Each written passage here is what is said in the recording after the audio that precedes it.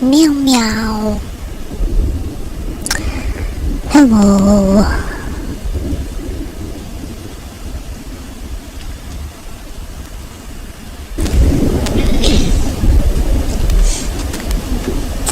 Meow. Well, I notice you can hear the thunder in the background.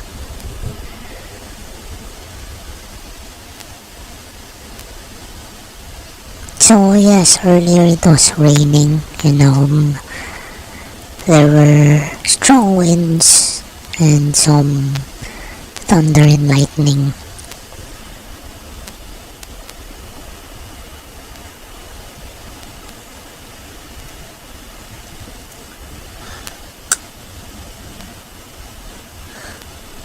Man, Genshin Impact has been loading slowly. You know, I really think that it's because I installed it on a different disk instead of the main one. And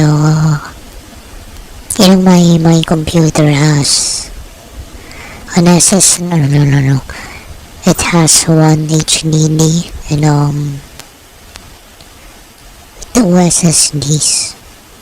I think it might have been installed in the HDD. And that might be another reason why it's so slow.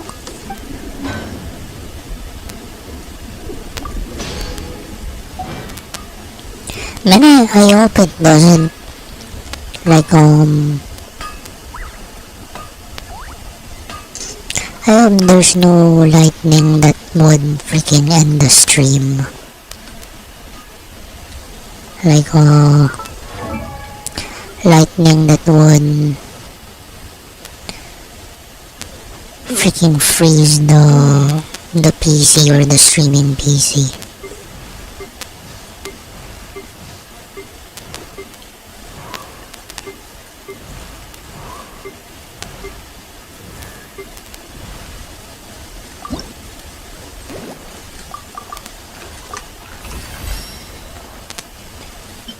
What's this?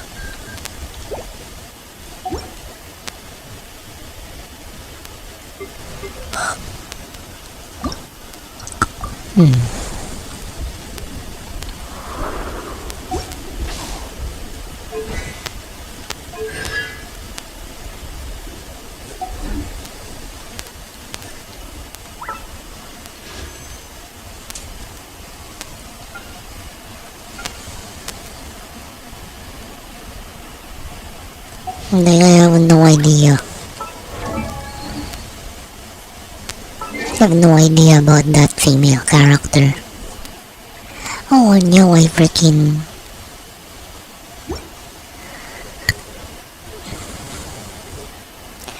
assume their gender.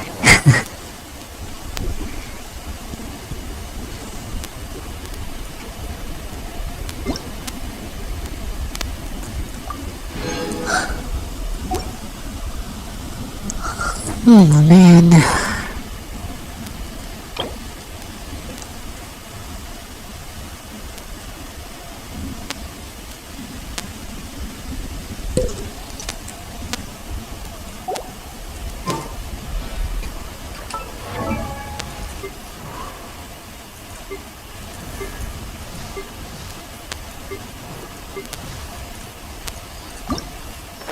And you know, I don't know what to eat later. Yesterday I ate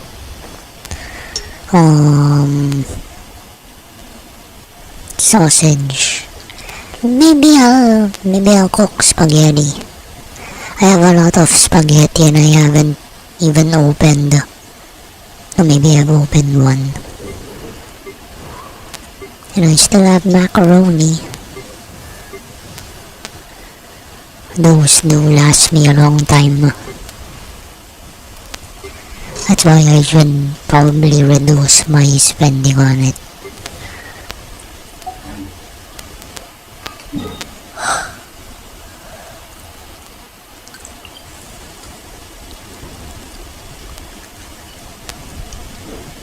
so I don't know what to do right now.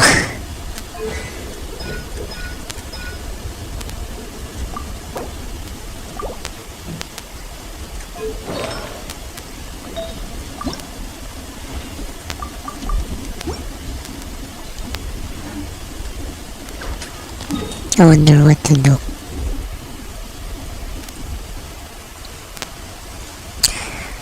Maybe I should freaking do the story.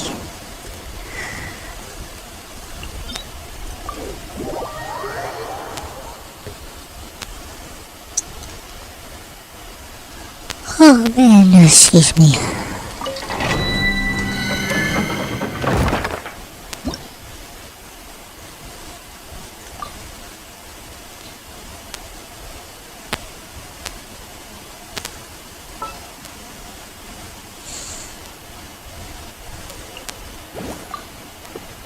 Just sharpen my spear.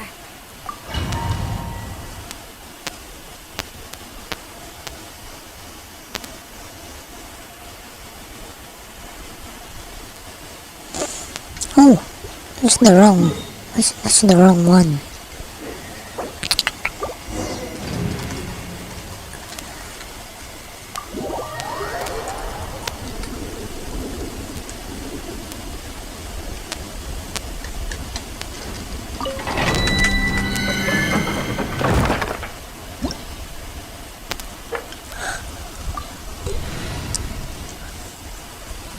I think I'm gonna do like a freaking water therapy. Drink lots of water tonight. Even after the stream. I've been abusing coffee again. You're dead meat.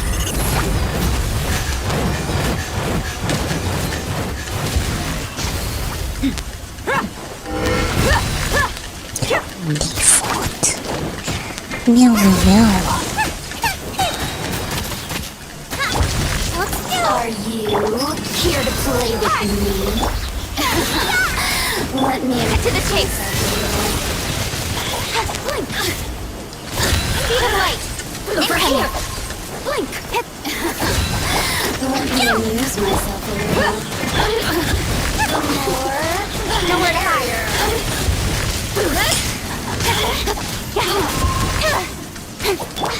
Wibbly wobbly!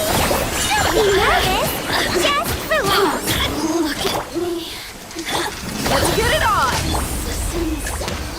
Shine.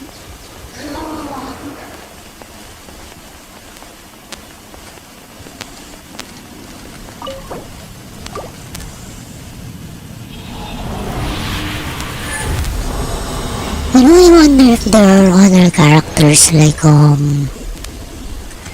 like Singvini and Jean. Hoping he'll play characters that are off, like out of combat.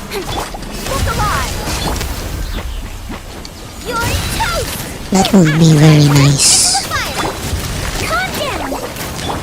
I like that doctrine. Fire and forget. With sword comes shadow. The merrier. Over here. Over here. You asked for it.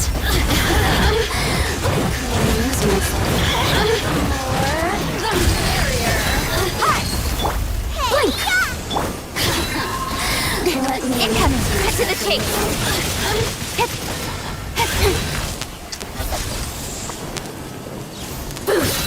Speed of light. Hey.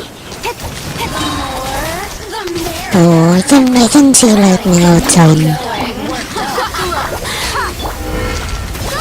But I guess the lightning is far away because I don't hear the sound.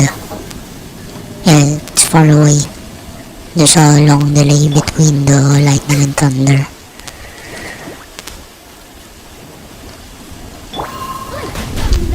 Incoming. Nowhere to hide. Speed of light. That's a frying pan.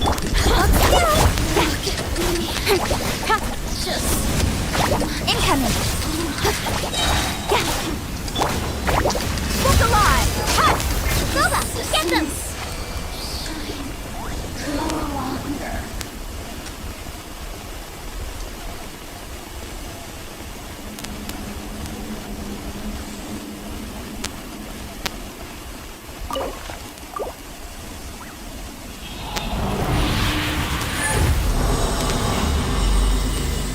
I might decide to do the story.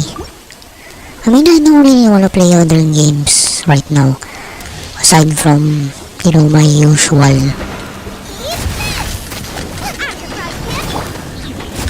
Let's get it on! Counter-Strike and Dota. For Dota, I think I can play,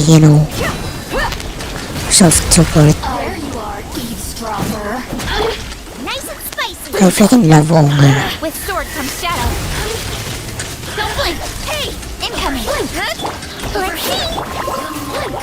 The marks off.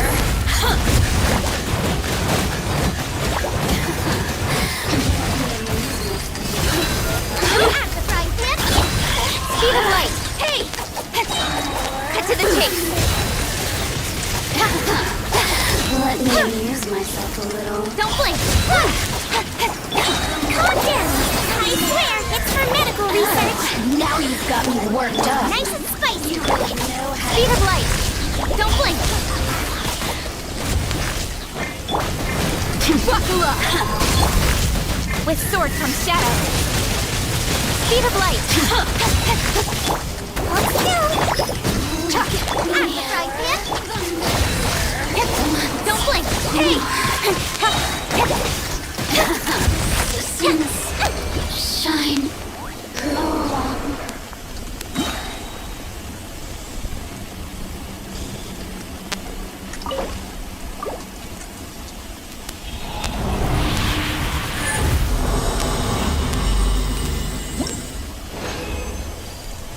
I know one more thing.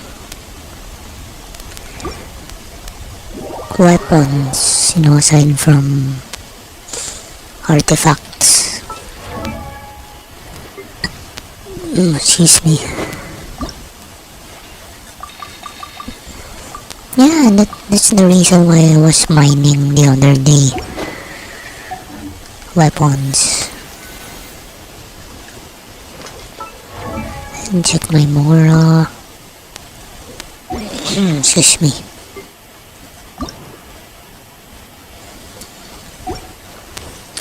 Like, I really have no idea what some of my characters do.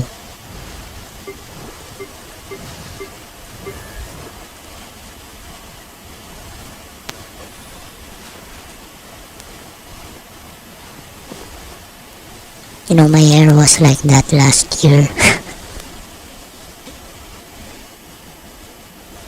And then it became like my characters.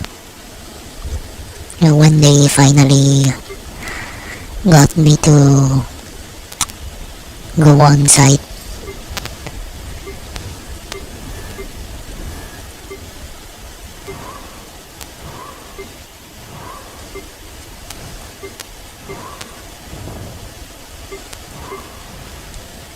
Whatever.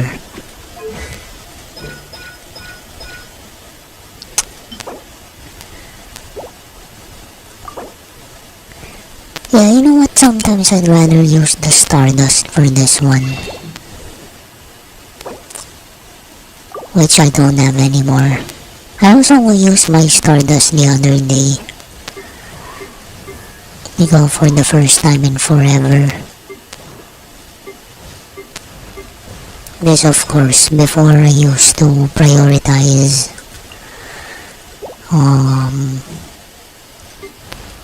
wishes.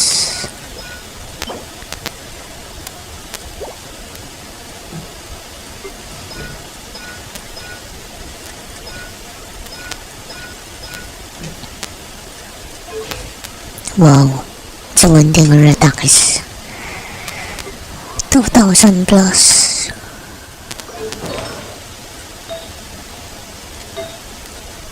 So much to do.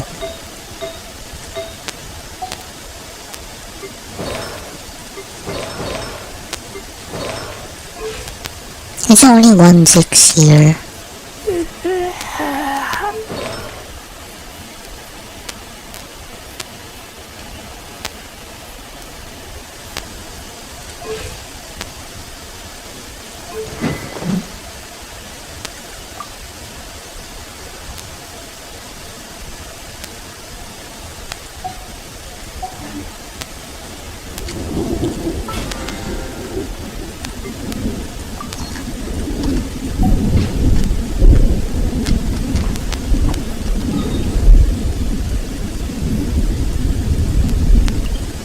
Man, I really don't know how to craft weapons.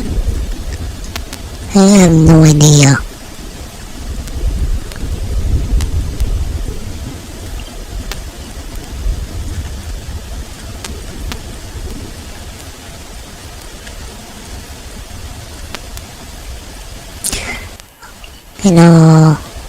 I really think that the bell is better for razor. I should, I should really prioritize this one.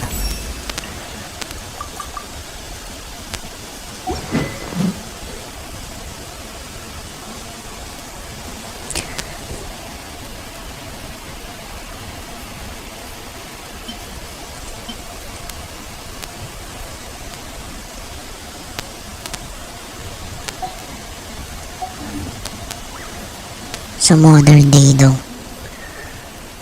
Man, I don't know. I mean, I wanna do the story, but I get bored that I'm the only one playing here. Fall. It gets boring and lazy. Oh, sorry, it's boring and lonely.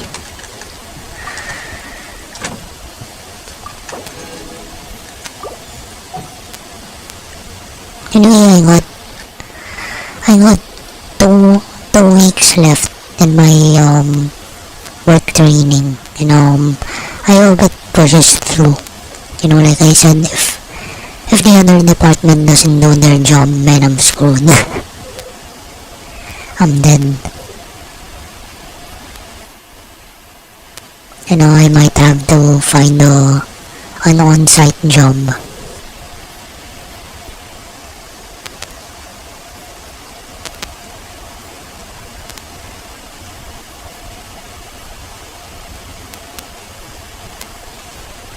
Or at least another job. But then, I'm getting so ahead of myself. If I get a work from home job, they might require me to use a company device. And then that company device will likely be more power hungry than my personal laptop, which means I'm gonna have to plug it into the grid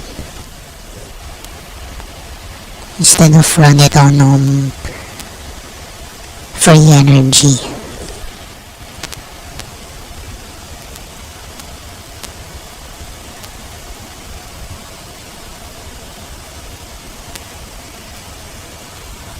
But I really wanna work from home using my personal device. So, I've been doing my best. I've been complying. If they don't do their part, man, I'm really gonna feel like, I'm being screwed over.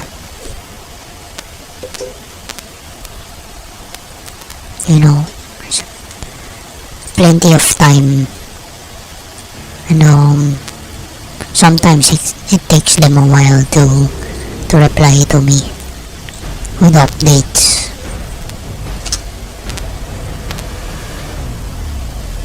And last time they told me there are a lot of applicants. Man. And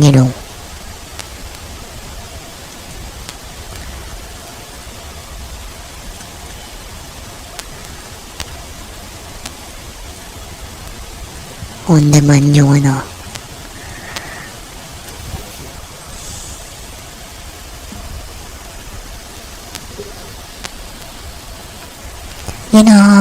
apart from like doing my submissions, I've also been reviewing. I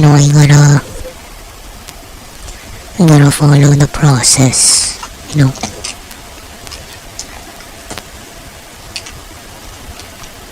I can't go back to my mentality before.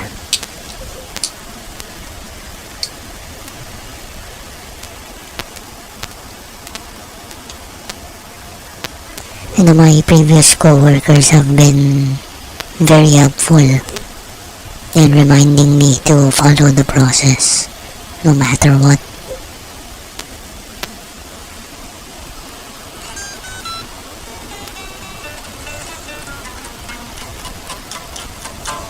So I haven't been playing my guitar a lot because it's missing one string. And I plan to level the frets first before putting new strings on. I think I still have 2 sets of guitar strings. And they're really old. They're from 2023, I think.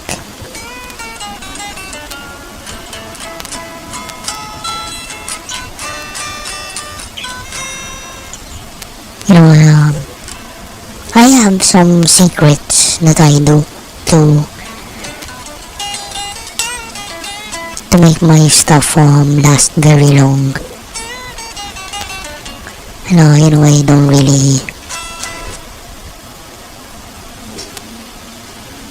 don't really want to share them because they're secrets. In the future I might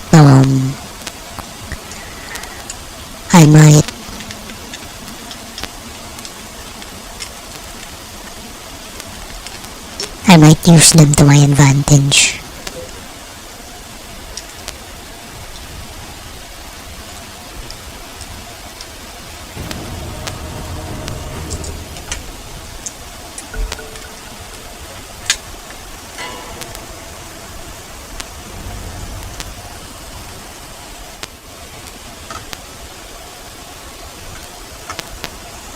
That's a big might.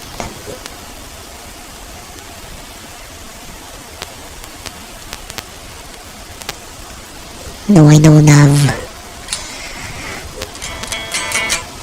have supernatural powers. So I cannot tell what's gonna happen in the future.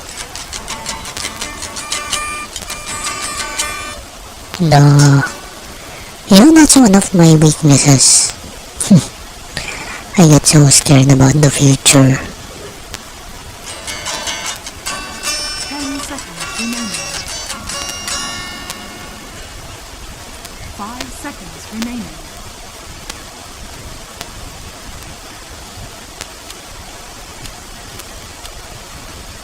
I don't even know which. Your turn to pick.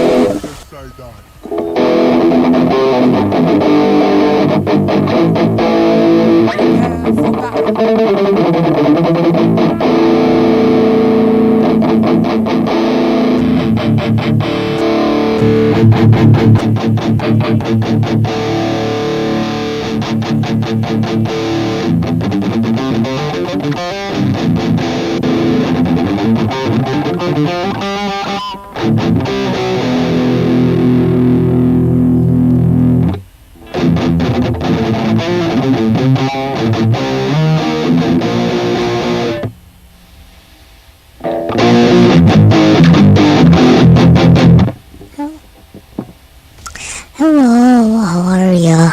Hello.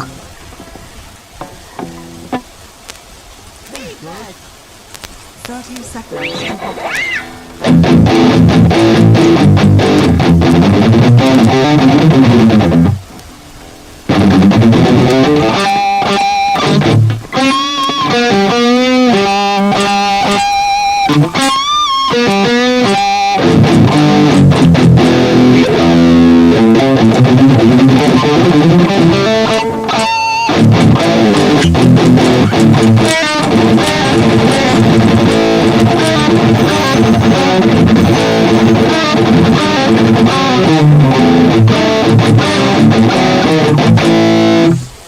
That's great to hear. I'm doing fine as well. Meow meow meow.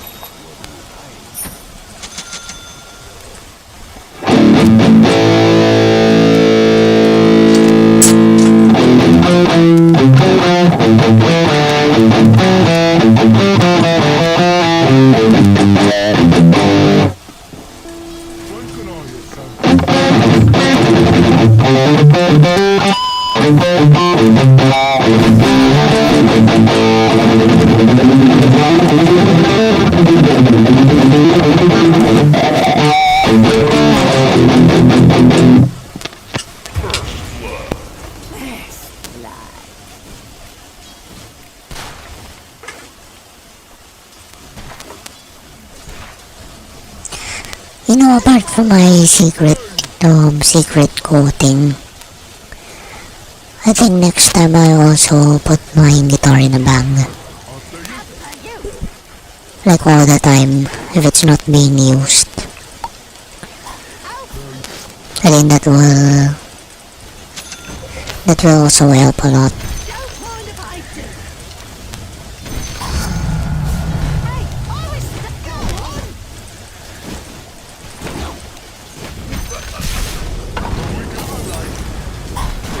Meow meow meow meow meow meow meow. Good idea.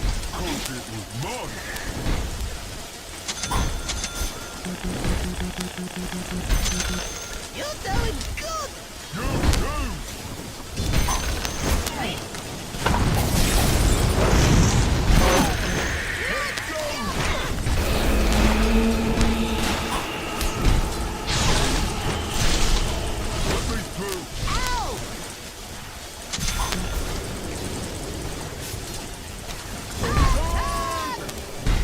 Your middle tower is under attack.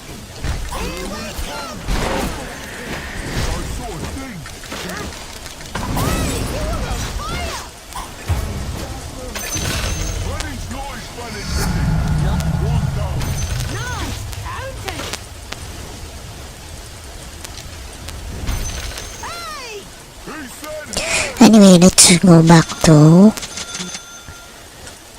Mr. Ballin.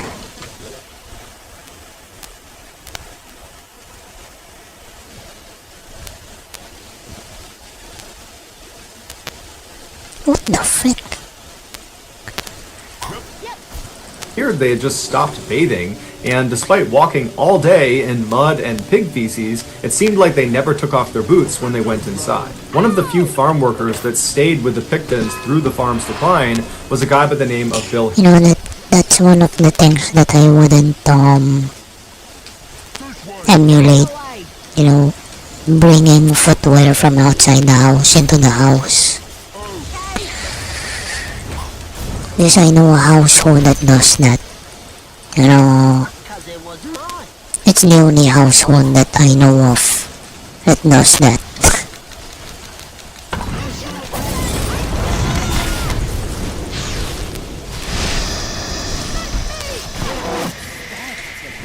I don't think I know of any other household that brings their footwear into the house.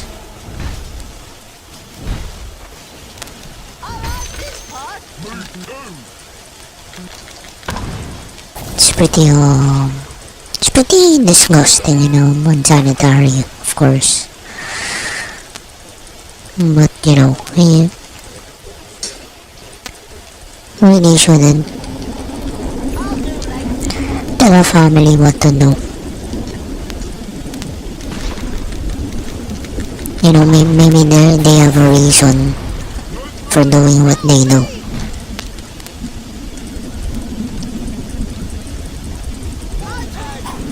But you know, I remember this like, I think it was a page on Facebook years ago. So Your middle tower is under attack. it's a page for, you know, Asians.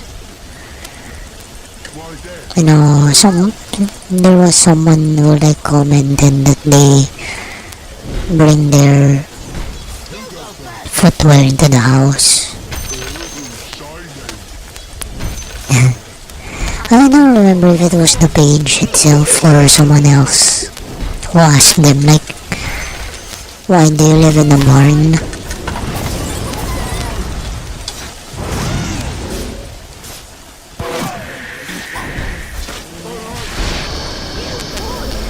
You know, maybe they have a reason why they bring their footwear into the house.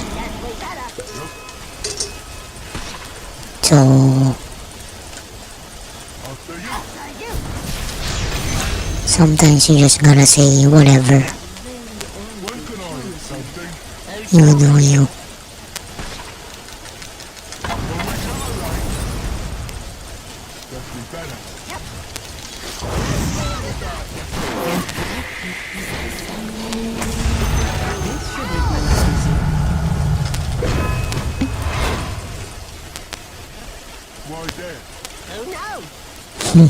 That was a pretty funny question though. Do you live in the barn?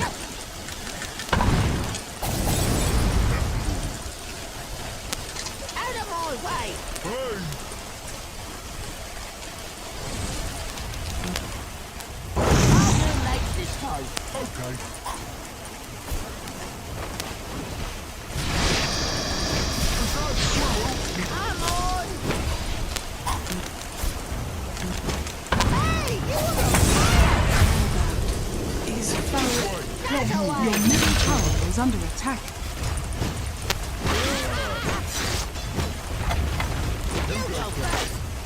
Radiant structures are fortified.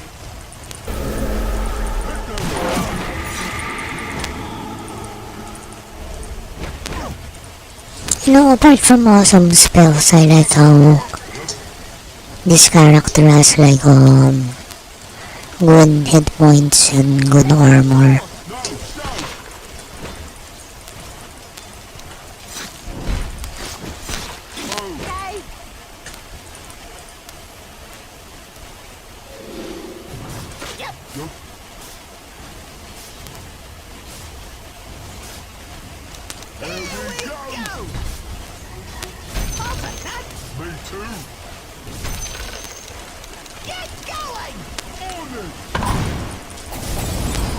Your middle tower has fallen.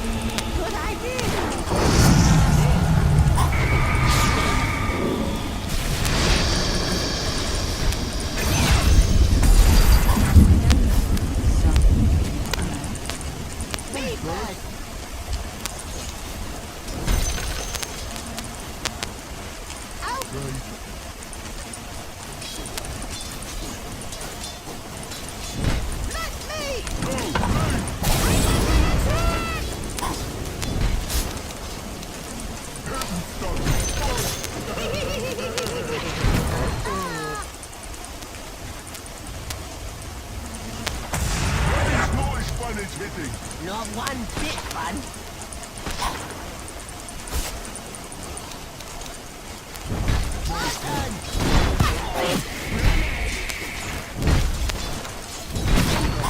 Cause it was mine.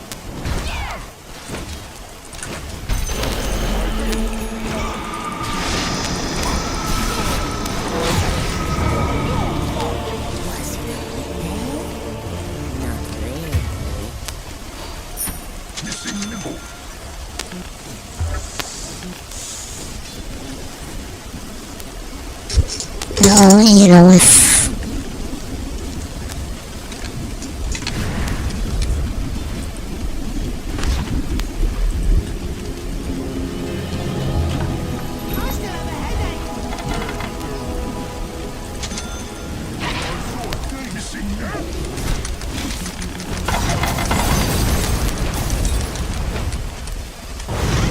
hell yeah.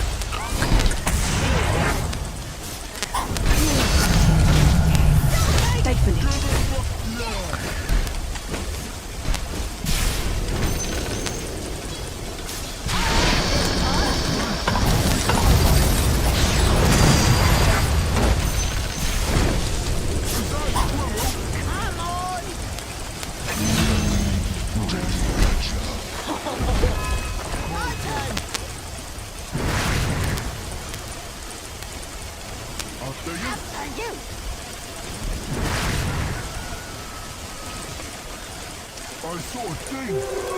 Invisibility. Let's go north! No, south.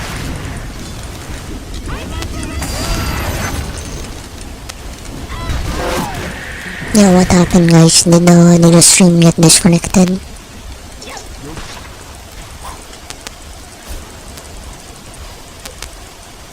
Hit the mode.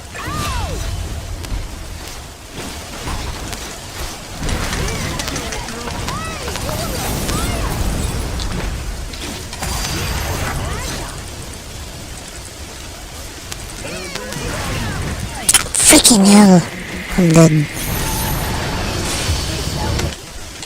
Did the stream get disconnected? Yeah.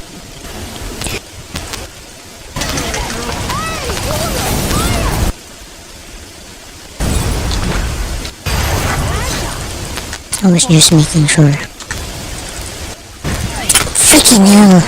I'm dead. So what do you guys want to talk about? Do you have any topic in mind?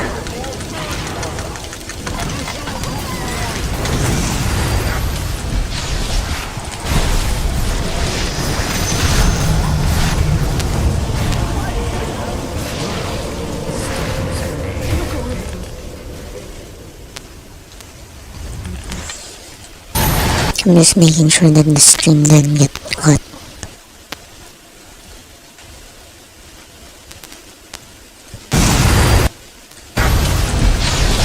Dire structures are fortified.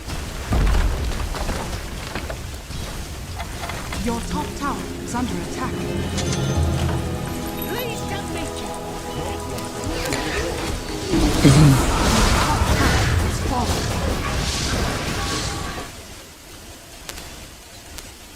Your bottom tower I don't know. I really don't know if I'm gonna cook spaghetti later. The thing with my macaroni is that, you know, I don't like how it stays hard, even if I cook it very well.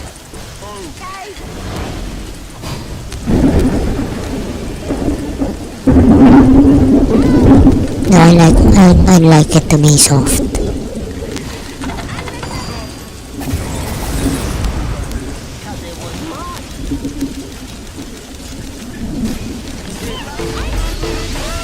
Your top tower is under attack.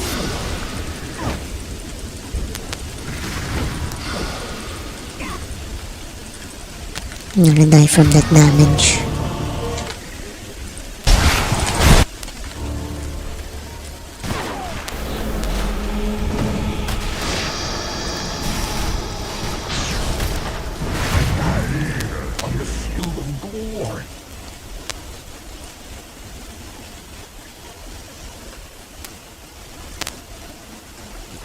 Anyway, late game I'm gonna be spamming bloodlust. Especially with my teammates.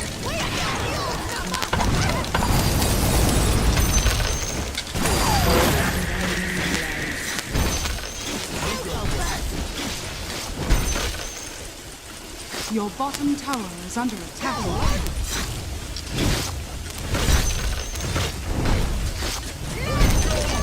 Your bottom tower has fallen.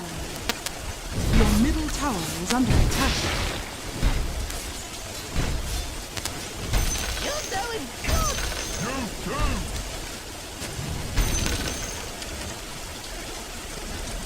Running's not as fun as hitting. Not one bit fun.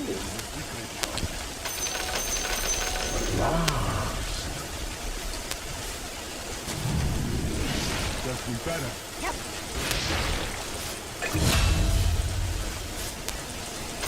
Out of my way. Hey!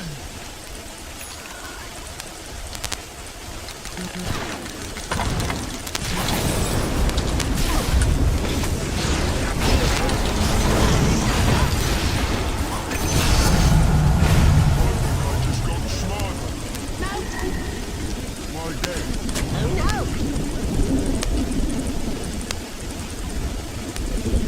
Good idea. Because it was mine.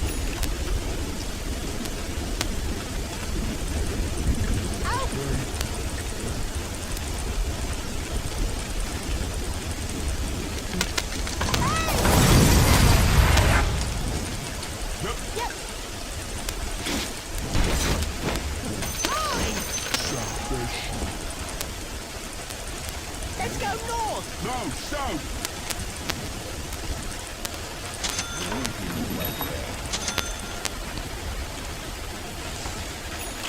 Your middle tower is under attack. Just be better.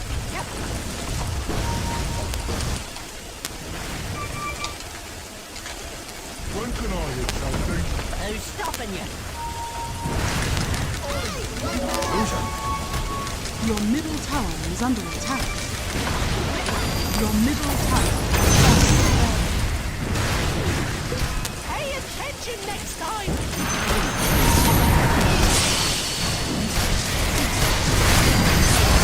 Here we go again.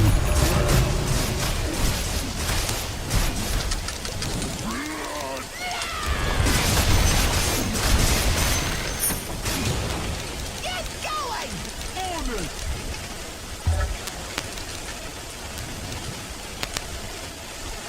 Let me! No, me.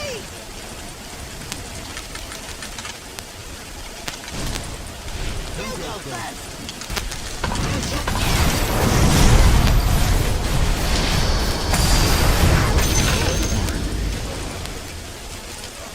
That had to hurt. I almost feel bad. It's not time.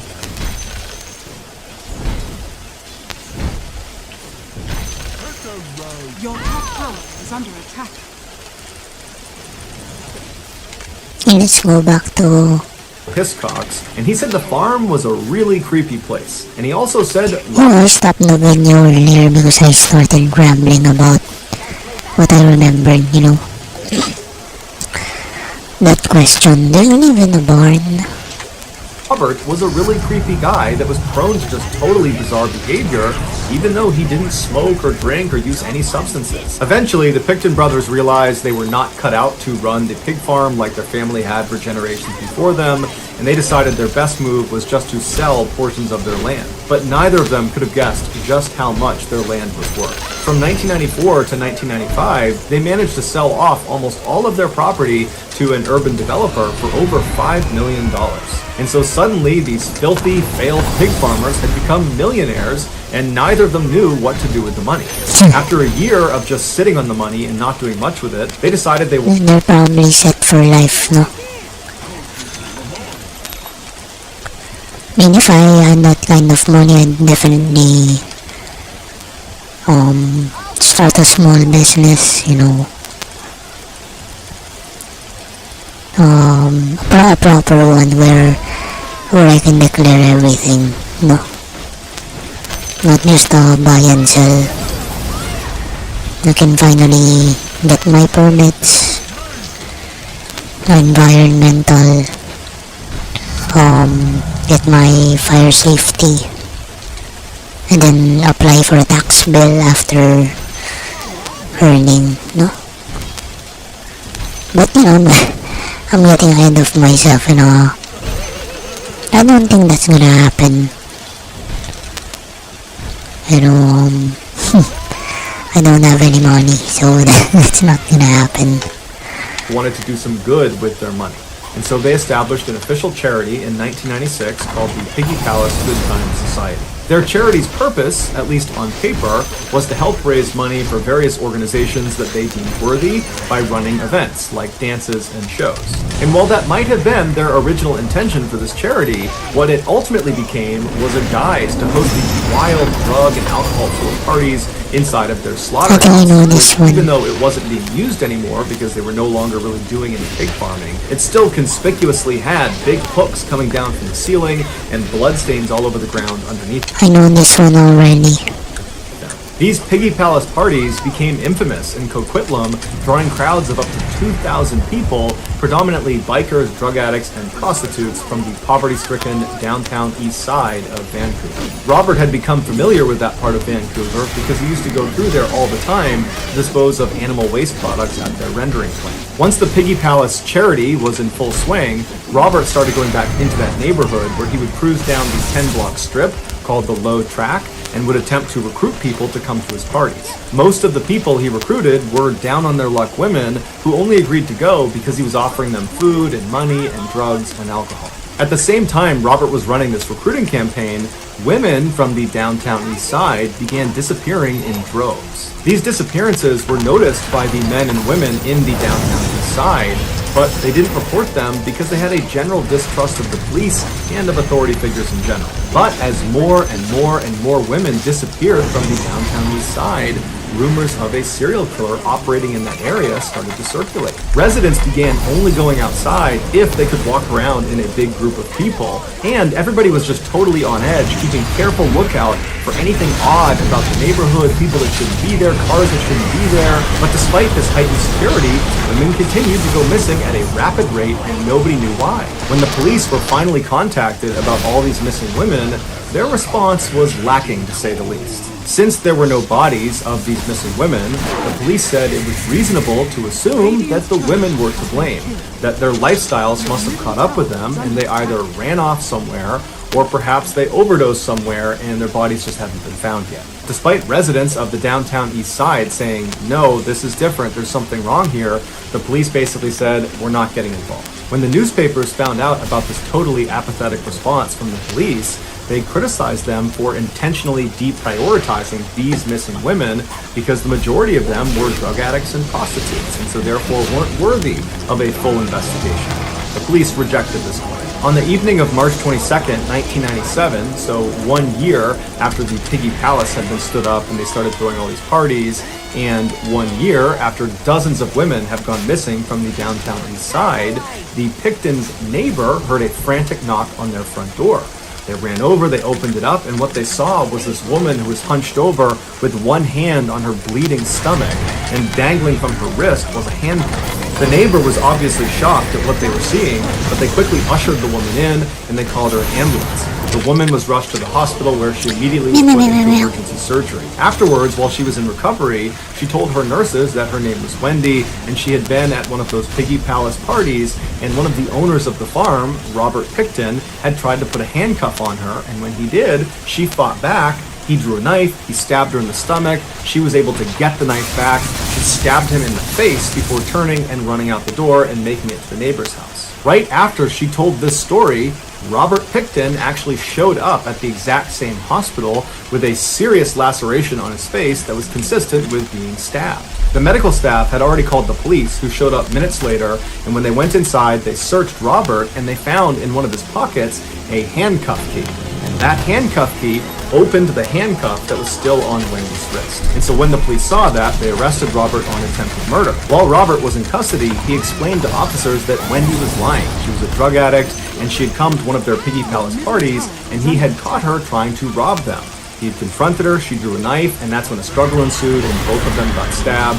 And Robert said he was just lucky to be alive. The police believed him and dropped all of his charges and let him go. When Robert got back to the farm, Bill Hiscox, the one worker who still worked for the Pictons, he grew very suspicious of Robert. He had read all about the missing women from the downtown east side, and he knew Robert regularly went over there to pick up women and brought them back to his parties. And Bill just always had that gut feeling that something was off about Robert.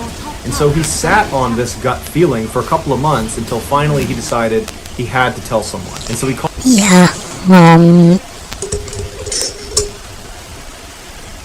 the Crime Stoppers tip line, and he told them that he thought Robert had actually attacked Wendy, not the other way around, and that actually Robert was most likely behind some or all of these missing women from the downtown east side. Bill also said that a recent female party guest at the farm had seen a pile of women's clothing inside of Robert's trailer, along with at least 10 purses and women's ID cards. The police followed up with Lisa to confirm what she saw, but she was scared of Robert and said she wasn't going to cooperate. And so the police, without this testimony, were unable to secure a search warrant to investigate this further, and so they kind of just forgot about it and moved on to other cases. Over the next few years, the Pictons continued to throw these huge Piggy Palace parties until the city finally shut them down, and dozens more women disappeared from the downtown east side without a significant police investigation, despite the fact that Bill was calling them all the time to say he believed Robert Picton was behind all of these disappearances, but they weren't taking him seriously. Finally, in 2002, a former employee of the Picton farm came forward to police and said that he personally had seen illegal weapons inside of Robert's trailer. And this was enough information for the police to get a search warrant and raid the pig farm. And in February of that year, they did just that. And they found inside of Robert's trailer the illegal guns, as well as several items directly connected to some of the missing women from the downtown east side. Robert was arrested but let out on bail. He was put under surveillance and told he could not go back to the farm until they were done conducting a more thorough search. And during that more thorough search, they found blood from one of the missing women inside of Robert's trailer. And so Robert was rearrested and charged with murder. While he was being held in jail, he shared his cell with another man who he believed was just another detainee. But he wasn't a detainee, he was actually an undercover police officer, and their entire interaction was being recorded. And on this recording, Robert makes a few shocking statements.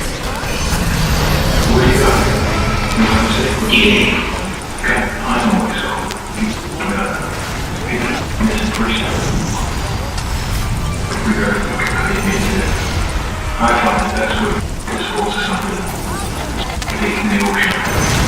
But even that.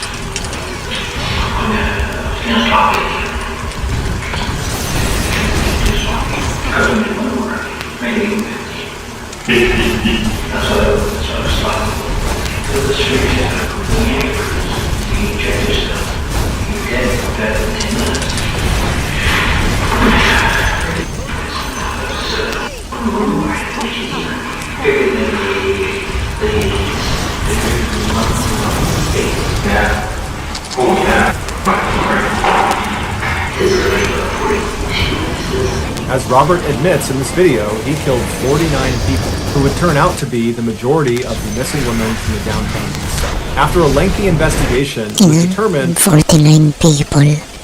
Robert's killing spree began in 1991, but it really kicked up a notch in 1996 when he and his brother started Piggy Palace, because he was able to use their huge parties to lure more victims to his farm faster. And once they were at his farm, he would lure them into his trailer, where he would handcuff them, tell them it's over now, and he would inject antifreeze into them, or he would strangle them to death. Afterwards, he would move the victim's body to the slaughterhouse, where he would butcher them like a pig. A large portion of his victims' remains would be fed to his pigs, and the parts he didn't feed to his pigs, he would bring to the rendering plant in the downtown east side, which is not far from where the victim was most likely picked up.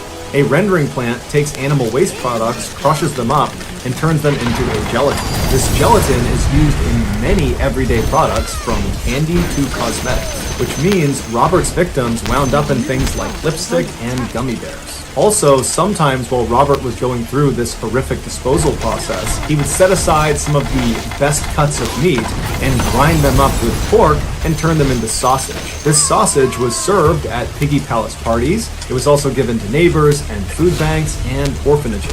After sifting through 300,000 cubic meters of soil and pig feces underneath the Picton farm, investigators were only ever able to find little bits of remains of 26 women. Robert was charged with all 26 murders, but only 6 turned into convictions due to a lack of evidence. His brother and sister were never charged in connection with the crimes.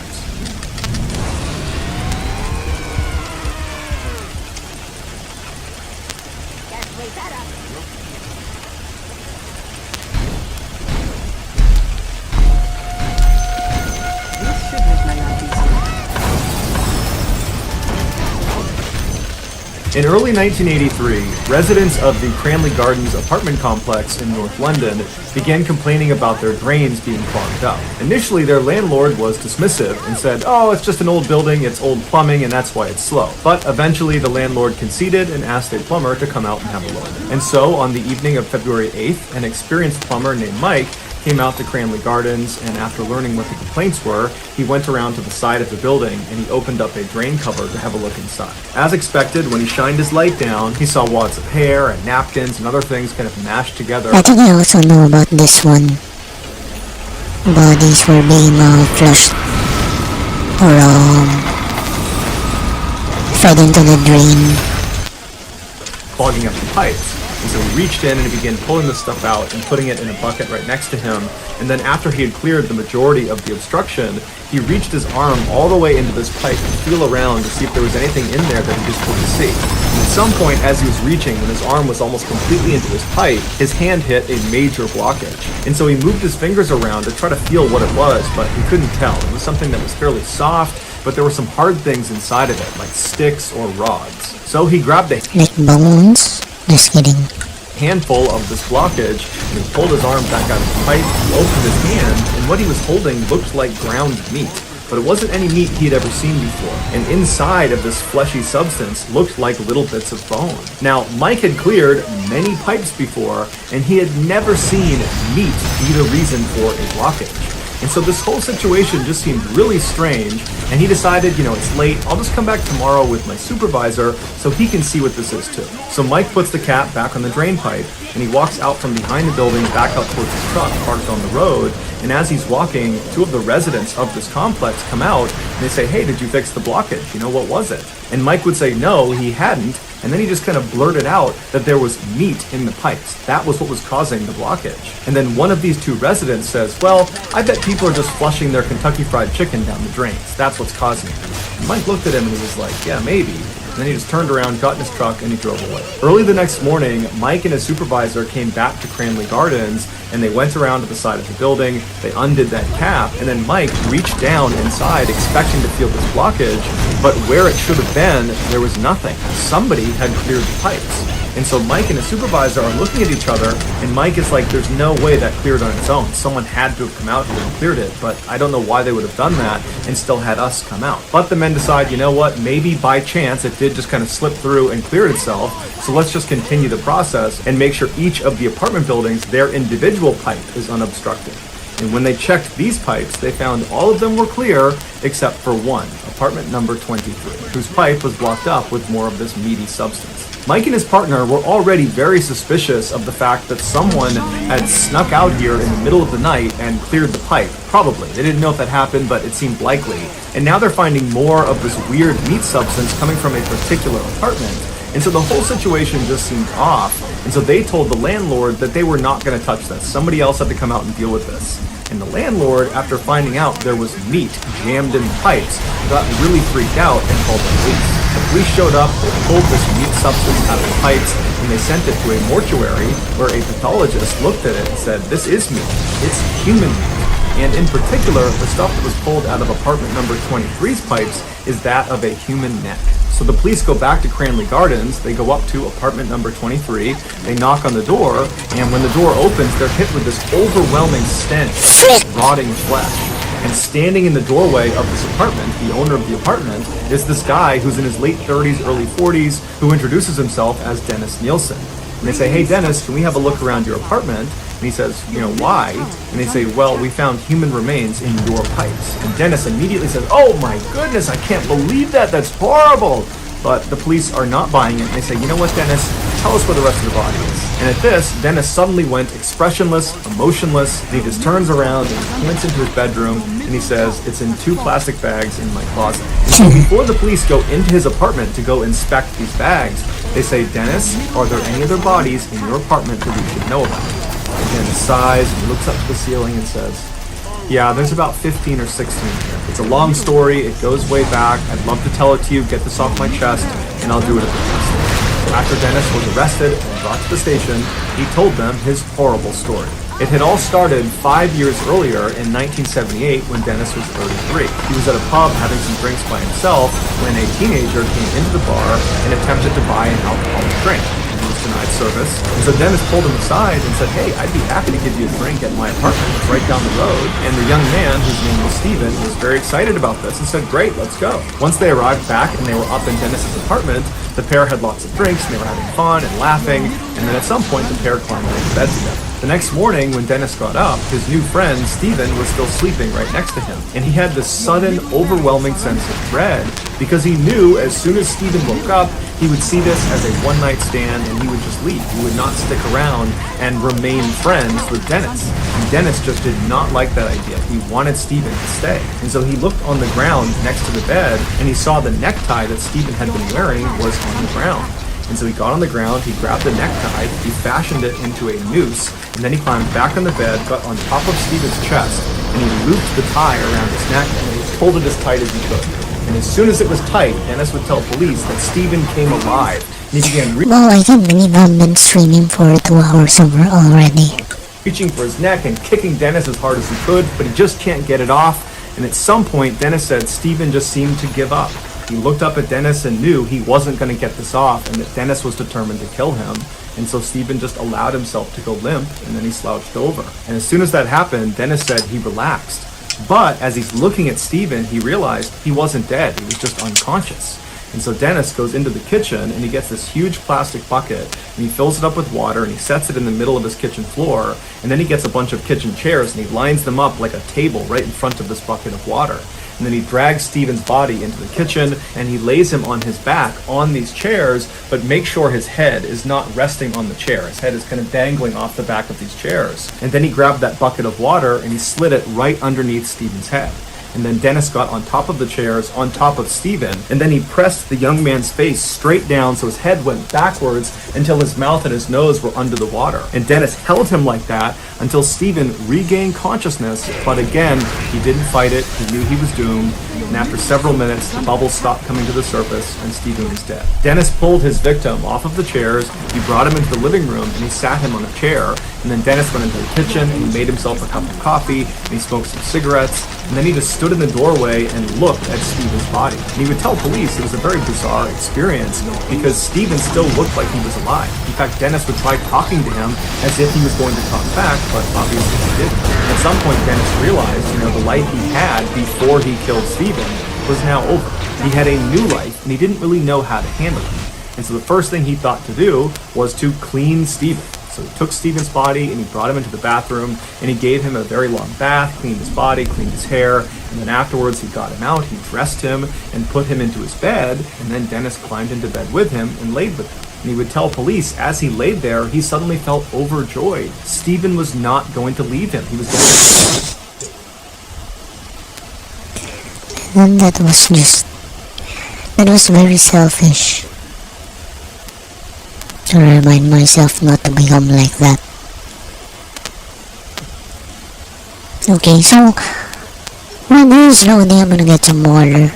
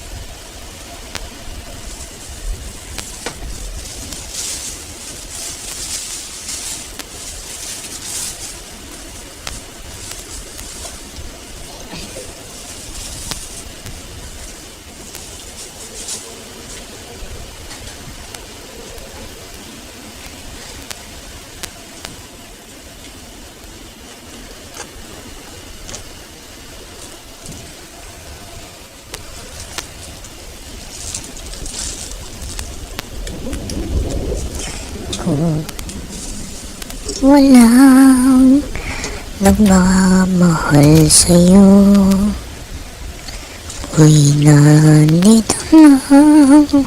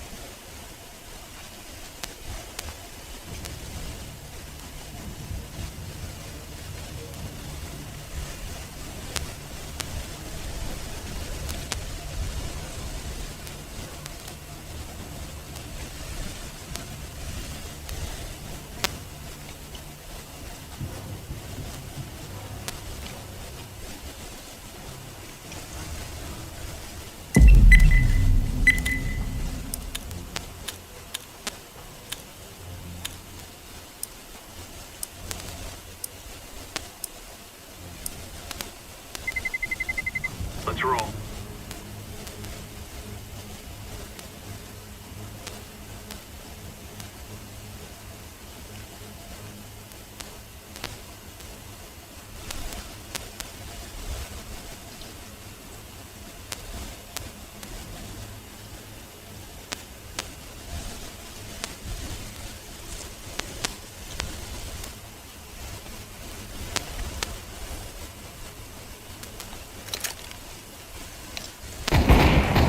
Meow, meow, meow.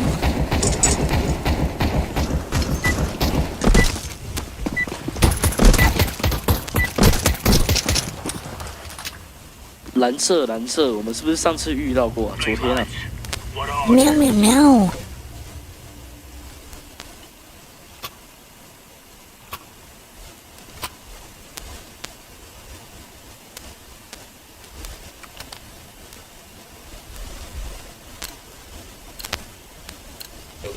Come on, chop chop.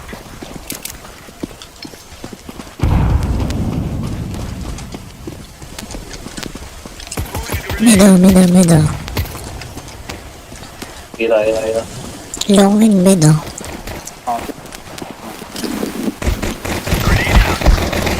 Then short, short, short, short.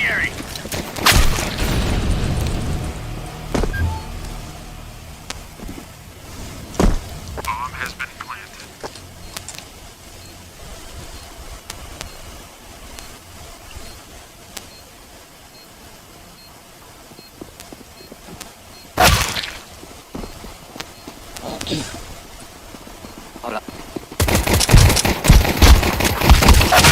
Terrorists win.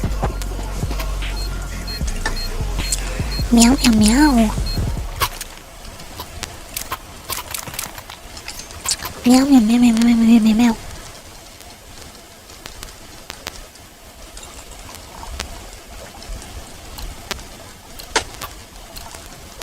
Remember, this is bandit country. Shoot everything. Meow, meow. 被鬼上身啊！没有。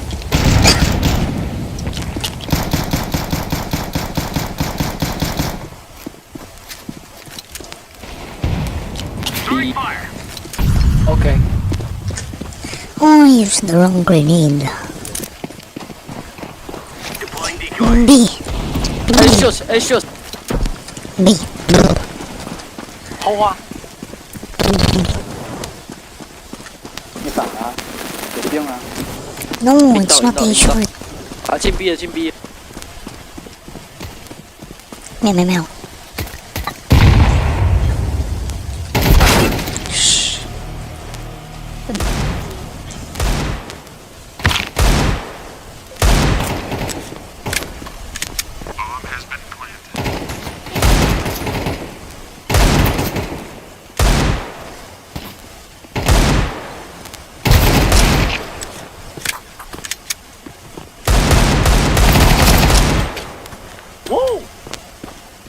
不是这哥们儿准心在哪里？哈哈哈哈！加油加油！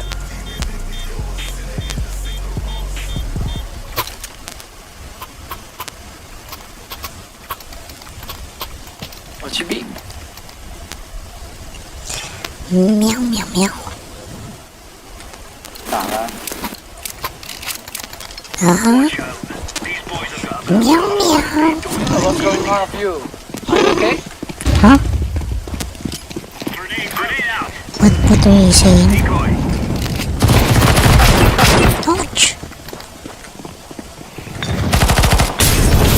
Damn, I'm dead.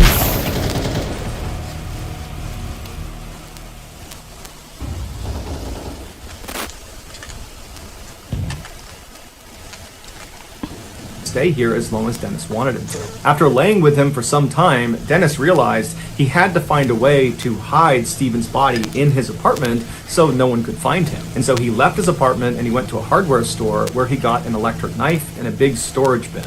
He brought them back to his apartment, and as he was about to cut Steven up, he just couldn't go through with it. So instead, he just climbed into bed and took a nap next to Steven's body. When he got up again, he moved Steven's body onto the ground in his living room and covered him with a blanket. And then he went and made dinner and then sat in his chair in the living room right next to this body on the ground and watched TV for a while. When he was done watching TV and eating, he looked at the body on the floor and realized, he really hadn't made any progress in terms of hiding him somewhere in his apartment. And that's when he remembered he had a loose floorboard in his apartment. And so he went over to the loose floorboard, he pulled it up, and he saw there was a space under the floors. And so he pulled a couple more boards up, and then he grabbed Steven's body and he attempted to force him down into this space. But by now, Steven's body had begun to stiffen up from rigor mortis. Specifically, his arms were outstretched like a Y over his head. And so as Dennis is trying to force him down in there, his arms were not allowing him to go down into that small space. So Dennis took Steven's body and he propped him up against the wall in his bedroom. So the body is against the wall, rigid, standing up with its arms up over its head, and Steven's eyes were still open. And then after that, Dennis just got in bed and fell asleep. So all night, this corpse is staring at Dennis in his bed. And then the next morning, when Dennis got up, there was Steven still up against the wall with his hands in the air looking down at him. Dennis grabbed Steven's body and put it on the ground, and he began yanking and jerking and pulling on each of Steven's arms until they were pinned down by his side. And then after that, Dennis started working on his legs and his hips, and he began contorting him until he was small enough that he could pack him down under his floor. And then once he was under there, he just put the boards on top and went about his daily life. The next couple of days, he totally forgot about Steven. But a week after putting him under the floor, Dennis decided he missed Steven and he wanted to see him again. Jesus. So one night, he opened up the floorboards, he looked down, and there was Steven, and Dennis would say it looked like he was dirty. So he pulled him out of the floor and he gave him another bath. And then after he had cleaned Steven, he pulled him out of the water, he dried him off, and he put him in the chair. And then Dennis took a bath himself in the same water he had just used to clean Steven. After a long soak in his tub, Dennis finally went out, he toweled himself off, he redressed Steven, and then he forced him back onto the floorboards and covered him up again. And he would remain there for the next 7 months until Dennis finally decided to dispose of him by burning him in a bonfire outside of their apartment building. And then after the body was completely incinerated and gone, Dennis remembered thinking, I can't believe I just got away with murder. And so he would do it again and again and again, killing at least 15 young men from North London, all by strangulation or by drowning or a combination of the two. And after he killed them, he would keep them stashed in his apartment for months at a time. In his closet, in his cabinets, in his bed, under the floors, all over his apartment, he had these bodies. And while these bodies were in his apartment, he liked to periodically take them out and spend time with them. He would tell police he found corpses to be beautiful. He was fascinated by them. But eventually, in 1983, he had so many bodies stashed all over his apartment that he knew he really needed to expedite getting rid of them. And so he began cutting them up and trying to force them down his drain, which eventually clogged the pipes. And so when Mike the plumber showed up and discovered this meaty substance in the pipes, and Dennis overheard him talking about it, that night after Mike was gone, Dennis had gone outside and attempted to clear the rest of the remains from the pipes. But he wasn't aware there were still remains stuck in the pipe that led to his specific apartment. Dennis Nielsen confessed to killing 15 young men and attempting to kill at least 7 others, and he was sentenced to life in prison. Dennis never showed any remorse, nor did he show any desire to want to be free again. He actually said he deserved to be in jail for what he did. In 2018, Dennis Nielsen would die in prison at the age of 72. In case you haven't heard yet, our newest graphic novel, Mr. Ballin Presents Where Nightmares Live, is available for pre-order right now. It contains another 9 heart-stopping, strange, dark, and mysterious stories, all based on real events. This was a passion project. It took a lot of time, a lot of people involved, from the artwork to the storytelling. I mean, this is a beautiful piece to add to the collection, so you got to check it out. The book comes out on September 30th, but again, you can pre-order your copy at book.ballinstudios.com, or you can click the link in the description below. There are a limited number of hand. I don't know if this is the specific video I listened to before. Maybe some other videos.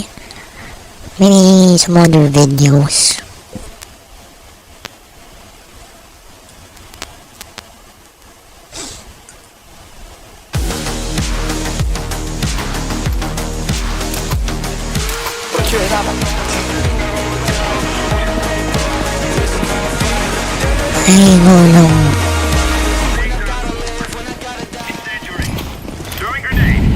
Don't all go. Meow meow meow.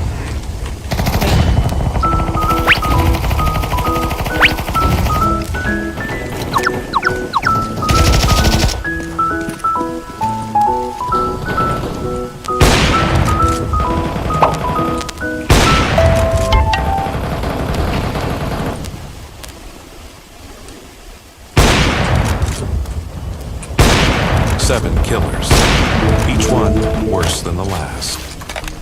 By level 7, you'll realize the most terrifying truth. The worst psychopath in this series may still be alive today. Level 1, Jodi Arias, Arizona. This psychopath's case became one of the most watched trials in American history. Not just... Oh, she's sweet but a psycho. I can fix her. Just kidding. Because of the brutal killing she committed, but because of the web of lies she spun trying to escape responsibility. Jodi Ann Arias was born on July 9, 1980. I can fix her. In Salinas, California. She grew up in what appeared to be a normal middle-class household with both parents present. Meow meow meow. In later interviews, Arias would claim her parents were strict and sometimes physically disciplined her, though her family denied these accusations as they were never independently verified. Arias attended Eureka Union High School but dropped out before graduating. She worked various jobs: photographer, waitress, and eventually as an aspiring salesperson for marketing company. Sorry. Travis Alexander. Arias had a pattern of unstable romantic relationships. Some former partners described her as intense and possessive, though she had no criminal record. In late 2006, she became involved with Prepaid Legal Services, a multi-level marketing company, which is how she would meet the man who would become her victim. Travis Victor Alexander was born on July 28, 1977, in Riverside, California. His early life was difficult, marked by childhood neglect, but he later found stability living with his grandparents. He became a practicing member of the Church of Jesus Christ of Latter-day Saints and worked as a motivational speaker and salesman for prepaid legal services. Travis was known for his charisma, discipline, and ambition. Friends described him as someone who had overcome a difficult childhood to build a successful life. Arias and Alexander met in September 2006 at a company conference in Las Vegas. Alexander was immediately attracted to her, and the two began a long-distance relationship.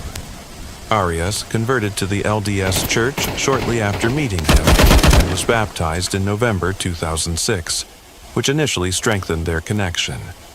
Despite the enthusiasm at the start, the relationship was troubled from the beginning. Alexander's friends reported that Arias became increasingly possessive and jealous. She moved from California to Mesa, Arizona, where Alexander lived, without a clear explanation. After they broke up in mid-2007, she moved again to Eureka, California. But even after the official breakup, the two continued to see each other romantically and sexually until early 2008. By early 2008, Alexander was preparing for a business trip to Cancun and had invited another woman, Mimi Hall, to go with him. This reportedly upset Arias greatly.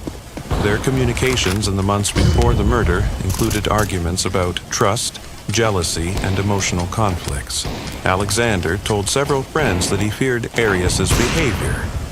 He described incidents such as uninvited entries into his home, slashed tires, and other possessive acts. These accusations were never proven in court, but they contributed to the growing tension between them. In late May 2008, Arias rented a white Ford Focus in Redding, California. She needed it for a long road trip. She also purchased gas cans, which would later become relevant evidence. She then began driving south, making her way through northern and southern California. Phone records would later show gaps in her calls and attempted alibis during this trip. Evidence that prosecutors would argue showed she was trying to hide her movements. On June 4th, 2008, Arias arrived at Alexander's home in Mesa, Arizona. The two spent the day together, which included sexual activity and taking photos of each other. Digital timestamps on recovered photographs would later confirm the exact time of that day. Later that afternoon, Alexander was attacked in the bathroom area of his home. The killing was extraordinarily brutal and involved multiple forms of violence. He suffered 27 stab wounds across his body. He was shot in the head with a .25 caliber pistol. His throat was cut so deeply it nearly severed his carotid artery.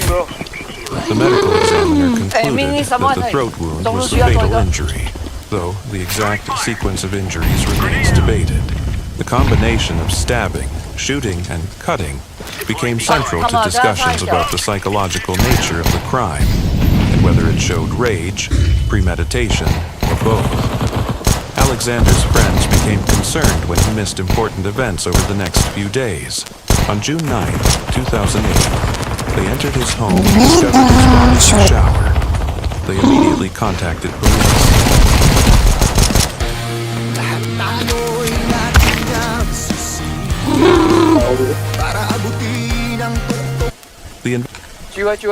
Short and middle. Long and middle pala. Long and middle. Investigation quickly focused on Arias due to their prior relationship, jealousy conflicts, her sudden travel, and inconsistencies in her statements. But what really sealed the case against her was the physical evidence. Forensic investigators found her DNA mixed with Alexander's blood. A bloody palm print containing her DNA. Time-stamped photos of her and Alexander taken shortly before the killing. Photos of the actual attack that had been partially deleted, but were recovered by forensic experts. The key piece of evidence was a digital camera found in Alexander's washing machine.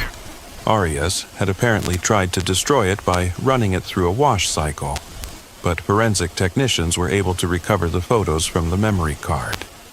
These photos created an exact timeline of what happened that day, including accidental photos taken during the attack itself. When police questioned Arias, her story changed. I can fix her. Just kidding. Changed repeatedly. First, she claimed she had not visited Alexander and was nowhere near Arizona. Then, when confronted with evidence placing her at the scene, she changed her story.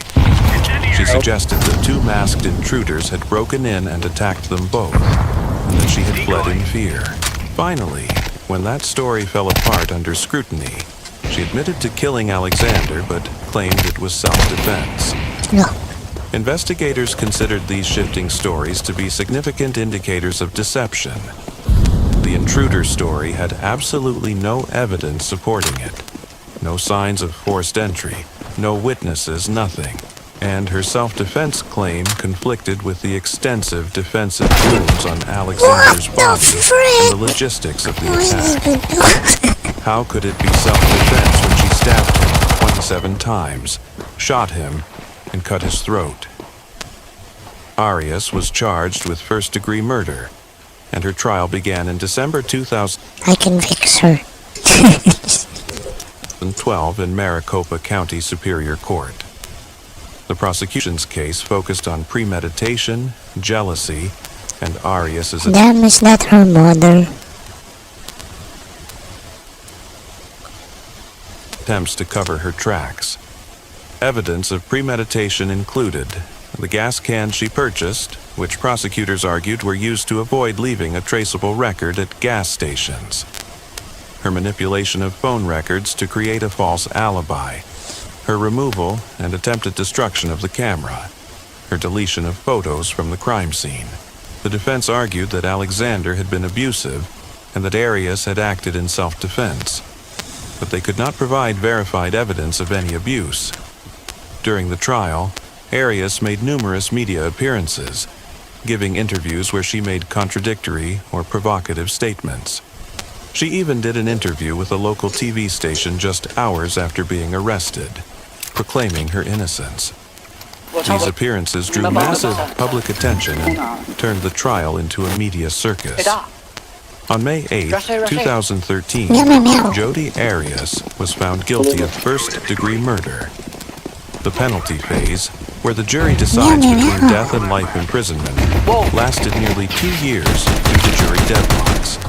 The first jury couldn't reach a unanimous decision on sentencing. A second jury also deadlocked. Finally, in April 2015, the judge sentenced Arias to life imprisonment without the possibility of parole. As of now, Jodi Arias is alive and serving her sentence at Perryville Prison. I can fix her.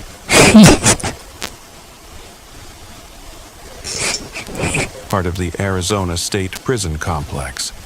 She will remain incarcerated for the rest of her life unless future legal developments alter her status, which is extremely unlikely. She has appealed her conviction multiple times. In 2020, the Arizona Court of Appeals upheld her conviction, though they did criticize some of the prosecutor's conduct during the trial.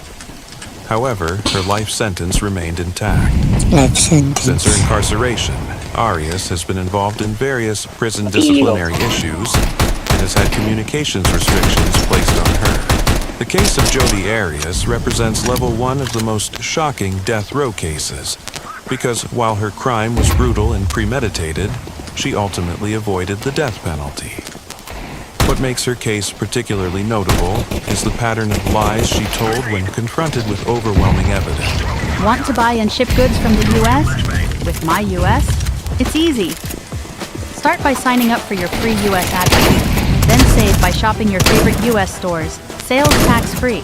Sorry, man, Send I your had to goods take to the your shot. U.S. address at checkout. Shop multiple stores and combine your purchases into one shipment to save even more. Ready to ship like never before? Sign up for your free 30-day trial. First, she wasn't there. and I can fix her. Just kidding. Then intruders did it. Then it was self-defense. Each lie collapsed under the weight of forensic evidence, particularly those recovered photos that created an undeniable timeline. The brutality of Travis Alexander's death, 27 stab wounds, a gunshot, and a slashed throat, shocked the nation. But it was Arias's behavior afterward that made the case unforgettable. The elaborate lies, the media interviews, and her complete lack of credible remorse. Travis Alexander was just 30 years old when he died in his own bathroom, killed by a woman he had once cared for, but had been trying to distance himself from. His family had to sit through years of trials and appeals, hearing Arias blame their loved one for his own murder. Jodi Arias will spend the rest of her life behind bars. She'll spend it alive. Unlike Travis Alexander, whose life was taken in one of the most violent domestic murders in Arizona history. If Jodi Arias's lies and violence shocked the nation, then our next case involves something even more incomprehensible. A family annihilator who destroyed everything he claimed to love, including his unborn child. Level 2. Chris Watts, Colorado. On the surface, Chris and Shanann Watts appeared to be living the American dream. A nice house in a suburban Colorado neighborhood, 2 beautiful young daughters, and a 3rd child on the way. Active social media accounts showing family trips, motivation, and love. But on August 13th, 2018, that dream became a nightmare when Chris Watts murdered his entire family and disposed of their bodies at an oil site where he worked. And what makes this case even more chilling is how he did it, and how he tried to blame his pregnant wife for the deaths of their children. Christopher Lee Watts was born on May 16, 1985, in North Carolina. He grew up in what appeared to be a stable, middle-class household with both parents present. Watts attended Pine Forest High School and later went to the NASCAR Technical Institute, where he trained in automotive skills. He was described as introverted but polite, with no documented criminal behavior. He later moved to Colorado and worked as an operator for Anadarko Petroleum Corporation, an oil company. Watts met Shanann Catherine Ruchek in 2010 through Facebook. They began dating soon after, and their relationship moved quickly. Watts and Shanann married in November 2012 and settled in Frederick, Colorado, a small town outside Denver. Their marriage appeared stable to the outside world, though later investigations would reveal periods of financial stress, communication issues, and emotional distance. Shanann was born on January 10, 1984, in New Jersey. She worked in various fields, but eventually became a successful employee for the multi-level marketing company Thrive, also known as Layvel. She was extremely... Damn. I'd never joined a multi-level marketing company. You know, when I tell people that I used to do buy and sell, I think that most of them think that I was in multi-level marketing, but you know, it's just me. It's just me, you know. I go to places where stuff is cheap because I don't, because most of the time they're the first stop for distributors or suppliers, and that's where I get my goods, not from multi-level.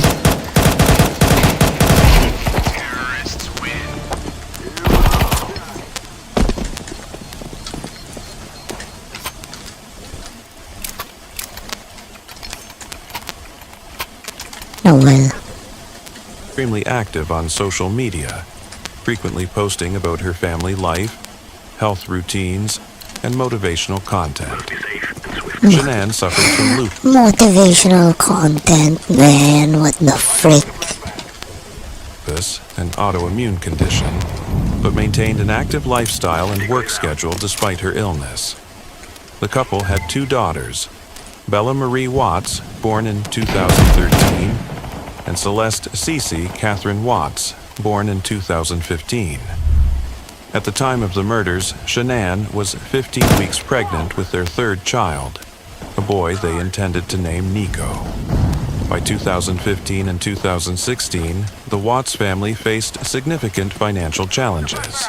They filed for bankruptcy in 2015, reporting substantial debt including mortgage payments, medical bills, and credit obligations. Despite Shanann's income from Thrive, their financial strain continued. In 2018, marital issues intensified. Shanann spent several weeks in North Carolina visiting family during the summer, while Chris remained in Colorado for work. During this time, Watts began an affair with a co-worker named Nicole Kessinger. Phone records, emails, and testimony later confirmed that he frequently communicated with Kessinger and went to great lengths to conceal the relationship. Shanann grew suspicious of his emotional distance and questioned him about the state of their marriage. Text messages revealed arguments about his changed behavior, lack of affection, and decreasing involvement with the children. In early August 2018, while Shanann was still in North Carolina, she texted friends and family that she was worried about her marriage. She reported that Watts was acting strangely, avoiding intimacy, and expressing doubts about their relationship. No. When she returned to Colorado on August 7th, the tension continued. On August 13th, 2018, Shanann returned home from a business trip to Arizona around 1:48 a.m. She was dropped off by a friend named Nicole Atkinson, who was concerned about Shanann's well-being and the state of her marriage. Nicole would become one of the first people to suspect something was terribly wrong just hours later. Same name as According the to other Watts' lady. later confession, what happened next occurred in the early morning hours of August 13th, 2018. Watts claimed an argument occurred after Shanann confronted him about their marriage and his suspected infidelity. During this confrontation, he strangled Shanann in their bedroom. The medical examiner later confirmed evidence consistent with animal strangulation. After killing Freaking Shanann, minds. Watts placed her body in the back of his work truck. Then, and this is where the case becomes almost incomprehensible, he loaded their 2 daughters, Bella and Celeste, into the truck. The girls were alive at this point. He drove about 45 minutes to a remote oil site owned by his employer. At the site, he smothered 4-year-old Celeste first, then 3-year-old Bella. Bella reportedly fought back, based on injuries found during her autopsy. She had bite marks on her tongue.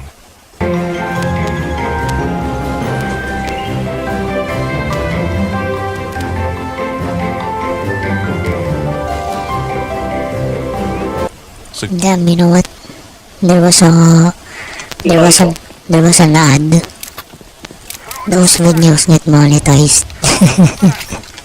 Suggesting she was conscious and struggling as her father suffocated her. Both girls died from asphyxiation. Then Watts disposed of the bodies in the most horrific way imaginable. He buried Shanann's body, still carrying their unborn son, in a shallow grave near the oil tanks. He placed Bella and Celeste into separate oil tanks filled with crude oil. Their small bodies were submerged in oil for several days before being recovered. At 8 a.m. on August 13th, just hours after the murders, Nicole Atkinson tried to contact Shanann about missed appointments. When she couldn't reach her friend, Nicole drove to the Watts home. She became increasingly worried when Shanann didn't answer the door and eventually alerted law enforcement. Police performed a welfare check and contacted Chris Watts at work. He returned home and spoke with officers, but his behavior immediately raised red flags. Shanann's phone, purse, and medication, items she was known never to leave behind, were all found inside the house. Her car was in the garage. But Shanann and the girls were nowhere to be found. Police began interviewing Watts more intensively on August 14th. He gave multiple inconsistent explanations. First, he claimed he had no idea what happened. Then, he suggested Shanann had taken the kids and left after an argument. Later, he would claim that Shanann had killed the children, and he killed her in anger. His constantly changing stories immediately raised suspicion among investigators. The turning point came on August 15th when Watts agreed to take a polygraph test. He failed it spectacularly. Confronted by investigators with the results, he eventually confessed, but he offered a version of events that blamed Shanann. He claimed that he had told Shanann he wanted a separation, and she had responded by strangling the girls. He said he then killed Shanann in a rage. This story was contradicted by all the forensic evidence and was rejected by investigators and prosecutors. On November 6, 2018, Watts submitted a full guilty plea to avoid the death penalty. In February 2019, in a prison interview, he finally admitted the full truth. He had killed Shanann and both daughters himself. Autopsies for the victims revealed the full horror.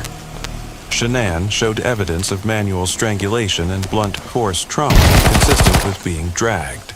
Bella had signs of a struggle, including bite marks on her tongue, and died from asphyxiation. Celeste also died from asphyxiation. Nico, the unborn baby, died as a result of his mother's death. The oil tank conditions caused additional tissue damage and decay, making some findings more difficult, but not obscuring the causes of death. The case never went to trial because of Watts's plea agreement. Sentencing occurred on November 19, 2018, and Judge Marcelo Kopkow handed down 3 consecutive life sentences without parole for the murders of Shanann, Bella, and Celeste. 2 additional life sentences for unlawful termination of a pregnancy. 48 years for disposing of Shanann's body. 36 years total for disposing of the children's bodies. Judge Kopkow described the crimes as the most inhumane and vicious he had seen in his career. Watts's parents and Shanann's family both gave emotional statements during sentencing. Shanann's family explicitly rejected Watts's earlier claims that she had harmed the children. They called him a liar and a monster. As of now, Chris Watts is alive and serving his sentence at the Dodge Correctional Institution in Walpin, Wisconsin. He was transferred from Colorado for safety reasons, as his crimes made him a target for violence from other inmates. He has absolutely no possibility of parole.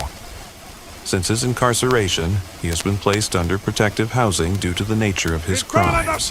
He has admitted full responsibility in later interviews and has reportedly expressed remorse, though many question its sincerity. He has limited contact with outsiders and is unlikely to ever be moved to a less restrictive setting. He remains under constant security monitoring. The case of Chris Watts represents Level 2 because it involves the complete destruction of an entire family, including 2 young children and an unborn baby. What makes it particularly shocking is the premeditation involved. Watts had been planning to start a new life with his mistress and saw his family as obstacles to that plan. He didn't kill in a moment of rage. He methodically murdered his wife, then drove his daughters to a remote location and killed them one by one. The image of those 2 little girls, alive in the back of that truck, not knowing their father was about to murder them, haunts everyone who learns about this case. Bella was old enough to understand what was happening. She watched her sister die before her father killed her too. The disposal of their bodies in oil tanks added another layer of horror to an already incomprehensible crime. Chris Watts will spend the rest of his life in prison, but he'll spend it alive, unlike Shanann, Bella, Celeste, and Nico, whose lives he stole to pursue a relationship with another woman.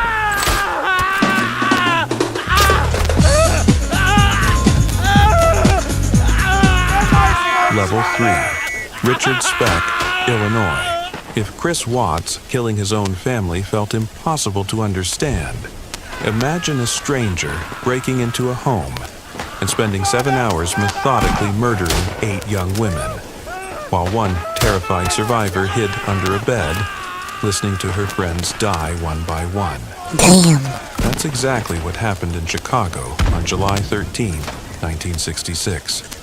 And the man who did it showed absolutely no remorse. Richard Benjamin Speck was born on December 6, 1941 in Kirkwood, Illinois. He was the 7th of 8 children in what seemed like a normal family, until his father died of a heart attack when Speck was just 6 years old. That's when everything fell apart. His mother remarried an alcoholic named Carl Lindbergh, who used to beat up Speck and his siblings regularly, and the stable home disappeared overnight. Meow, meow, meow. By 12, Speck began drinking. By 13, he was arrested for trespassing. And by 15, he was breaking into homes and forging checks. School was a disaster. He failed 9th grade and dropped out completely. Throughout his teens and 20s, he bounced between manual labor jobs, never keeping one for long. Between 1955 and 1966, police arrested him over and over. Burglary, assault, forgery, disturbing the peace. In 1965, he went to prison for forging checks, but got out on parole in early 1966. His record showed a clear pattern. He was getting more violent.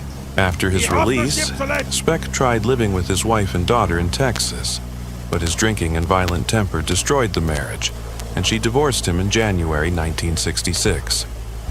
3 months later, in April 1966, Speck attacked a woman with a carving knife and robbed her home. Police issued a warrant for his arrest, and he ran. Traveled through the Midwest, working on cargo ships when he could find work. In April 1966, he attacked another woman with a knife, but wasn't caught. By July 1966, he'd made it to Chicago, staying at a Salvation Army lodge for homeless men. Speck was drinking heavily, angry, and dangerous. The next of his victims were student nurses at South Chicago Community Hospital, who shared a townhouse on East 100th Street, a safe neighborhood where young professional women could focus on their medical training. On the night of July 13, 1966, 8 of them were home. Gloria Davy, Damn, that's pretty scary.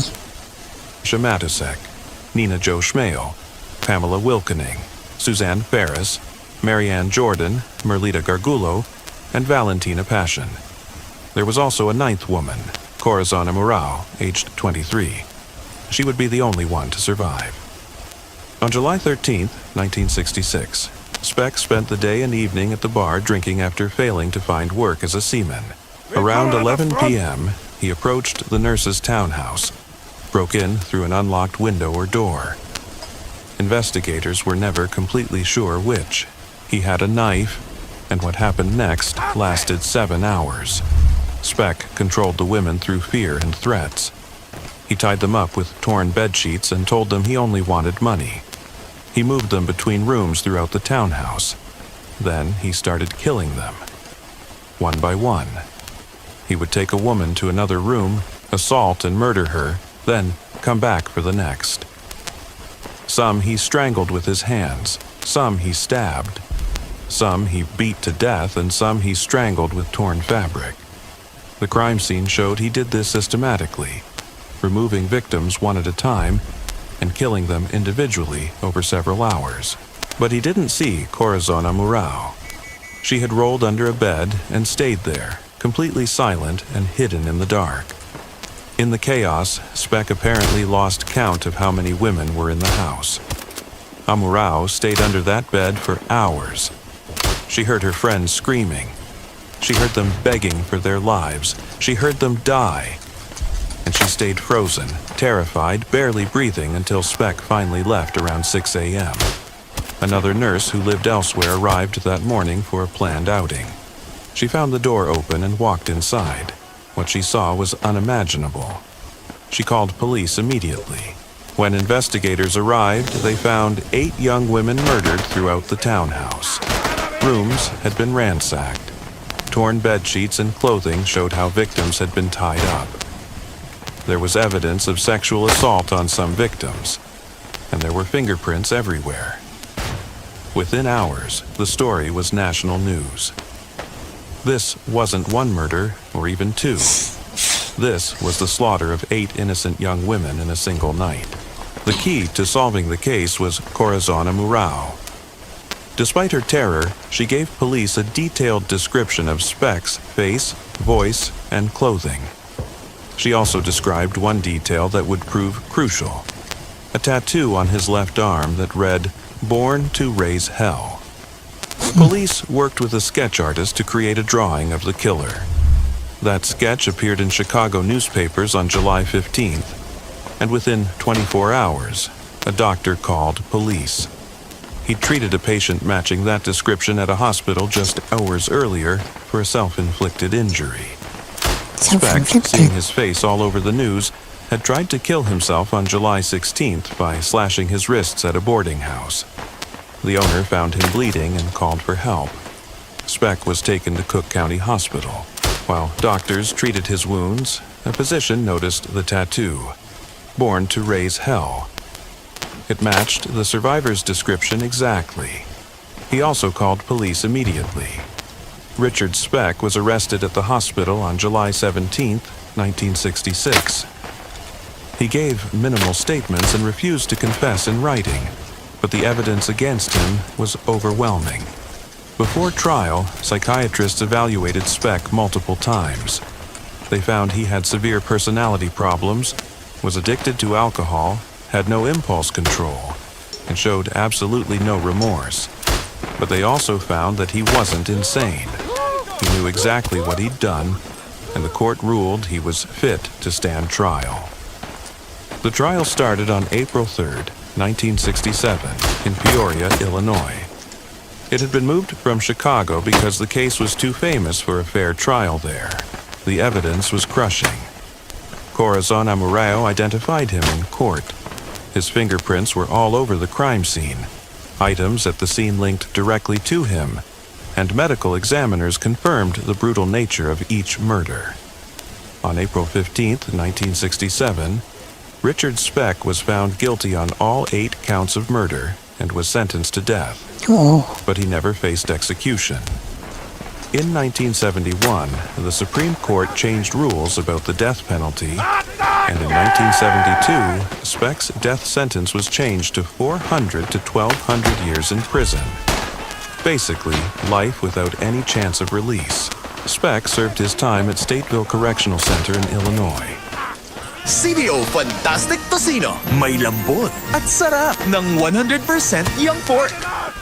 His prison record was terrible. Man, why won't you have an advertisement about food? These things are putting me off my appetite. Constant rule violations, illegal activities, and allegations of drug use. There were also widespread I wouldn't eat if I were hungry though. but unproven stories about his involvement in prison prostitution. Then, in 1996, 5 years after his death, a videotape surfaced. It had been secretly recorded in prison during the 1980s. The tape showed Speck using drugs and displaying physical changes from female hormones, though how he got them was unclear. In the video, he made disturbing statements about the murders and showed zero remorse. When families of the victims saw that tape, it reopened all their pain. Richard Speck died on December 5th, 1991, one day before his 50th birthday. He had a heart attack while in prison and was rushed to Silver Cross Hospital in Joliet, Illinois, where he died. There was no foul play. He died of natural causes after serving 25 years behind bars. He never apologized. He never explained why he did it. He never showed any real remorse for murdering 8 young women. The case represents level 3 because it involved the systematic murder of 8 victims in a single night. Young women targeted simply because they were there. Unlike Jodi Arias, who killed in jealousy, or Chris Watts, who killed his own family, Speck was a stranger who broke into a home and slaughtered 8 innocent people over several hours. The image of Corazon Amurao hiding under that bed, listening to her friends die one by one, knowing she'd be next if she made a sound, haunts everyone who learns about this case. She survived by pure luck. Speck lost count. Gloria Davy was training to save lives. Patricia Matusek had just turned 20. Nina Jo Schmale was engaged. Pamela Wilkening was planning her future. Suzanne, Marianne, Merlita, and Valentina all had families, dreams, careers ahead of them. Richard Speck took all of that in one night. He spent 25 years in prison, but he spent them alive. Unlike the 8 young women whose lives he ended in that Chicago townhouse. The murder of 8 student nurses in one night seems like the worst a psychopath could do. But for the next case, a man tortured and killed 33 young men over 6 years, and buried most of them under his own house while throwing parties for his neighbors. Level 4, John Wayne Gacy, Illinois. When neighbors think of the friendly guy next door who performs as a clown at children's parties and helps with community fundraisers, they definitely don't imagine a serial killer. But that's exactly what John Wayne Gacy was. Beneath his house, police would discover a crawl space packed with the remains of 29 young men and boys. By the end of the investigation, the count reached 33 victims. And throughout all those years of killing, Gacy had been the last person anyone suspected. A pillar of the community, well-liked, successful, and helpful. He'd been hiding in plain sight the entire time. John Wayne Gacy was born on March the 17th, 1942, in Chicago, Illinois, the second of 3 children. His father was an auto mechanic and World War I veteran with a serious drinking problem and a violent temper. He used to beat the entire family regularly and screamed insults at his children constantly. His mother tried to protect them but couldn't always stop the abuse. Gacy grew up desperate for his father's approval but never received it. His father called him weak, questioned his masculinity, and made him feel worthless. Gacy also had health problems. He had a heart condition that kept him from playing sports, which made him a target for bullies. He was overweight and unathletic. Kids made fun of him. His father made fun of him. Despite all this, Gacy didn't show violent behavior as a child. His grades were average, and he just seemed like a kid trying to survive a terrible home situation. In 1964, Gacy married Marlyn Myers and moved to Iowa to manage his father-in-law's restaurant. He joined a local community service group and became popular in the area. Everyone thought he was a great guy. But behind closed doors, he was sexually abusing teenage boys who worked at the restaurant. Damn. In 1968, he was charged with assaulting a 15-year-old boy. He pleaded guilty and went to prison for 10 years. His wife divorced him immediately.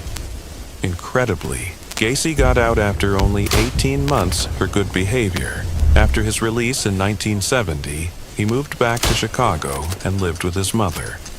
Within 2 years, he'd remarried, this time to Carol Hoff, and started his own construction business called PDM Contractors. Mas pinaanghang! Mas pinasarap! Lucky Me Spicy Labuyo! Labuyo! The business did well and hired teenage boys and young men for temporary work. He's gonna do that. Gacy got involved in local politics with the Democratic Party. He created a clown character called Pogo the Clown and performed at children's hospitals and fundraising events. He was friendly, helpful, and respected. Nobody knew he was already killing. His second marriage fell apart between 1972 and 1978. His wife later said he became controlling and distant. They divorced in 1976. After that, Gacy lived alone in his house in Norwood Park Township, and that's when the killing really accelerated. Gacy targeted teenage boys and young men, usually between 14 and 21. Many were runaways, drifters, or temporary workers for his construction company, people whose disappearances might not be immediately noticed or investigated thoroughly. His method was disturbingly consistent. He'd lure victims to his home by offering them construction work, inviting them for drinks, or just offering to help them. Once inside, he'd restrain them using handcuffs, often as part of what he called a magic trick. Then he'd sexually assault them. Then he'd kill them, usually by strangulation using a rope I'm gonna go to hell for laughing. that he twisted tighter and tighter until they died. After killing them, he'd bury the bodies in the crawl space under his house. When that space filled up, he started dumping bodies in the Des Plaines River. For 6 years, nobody caught him.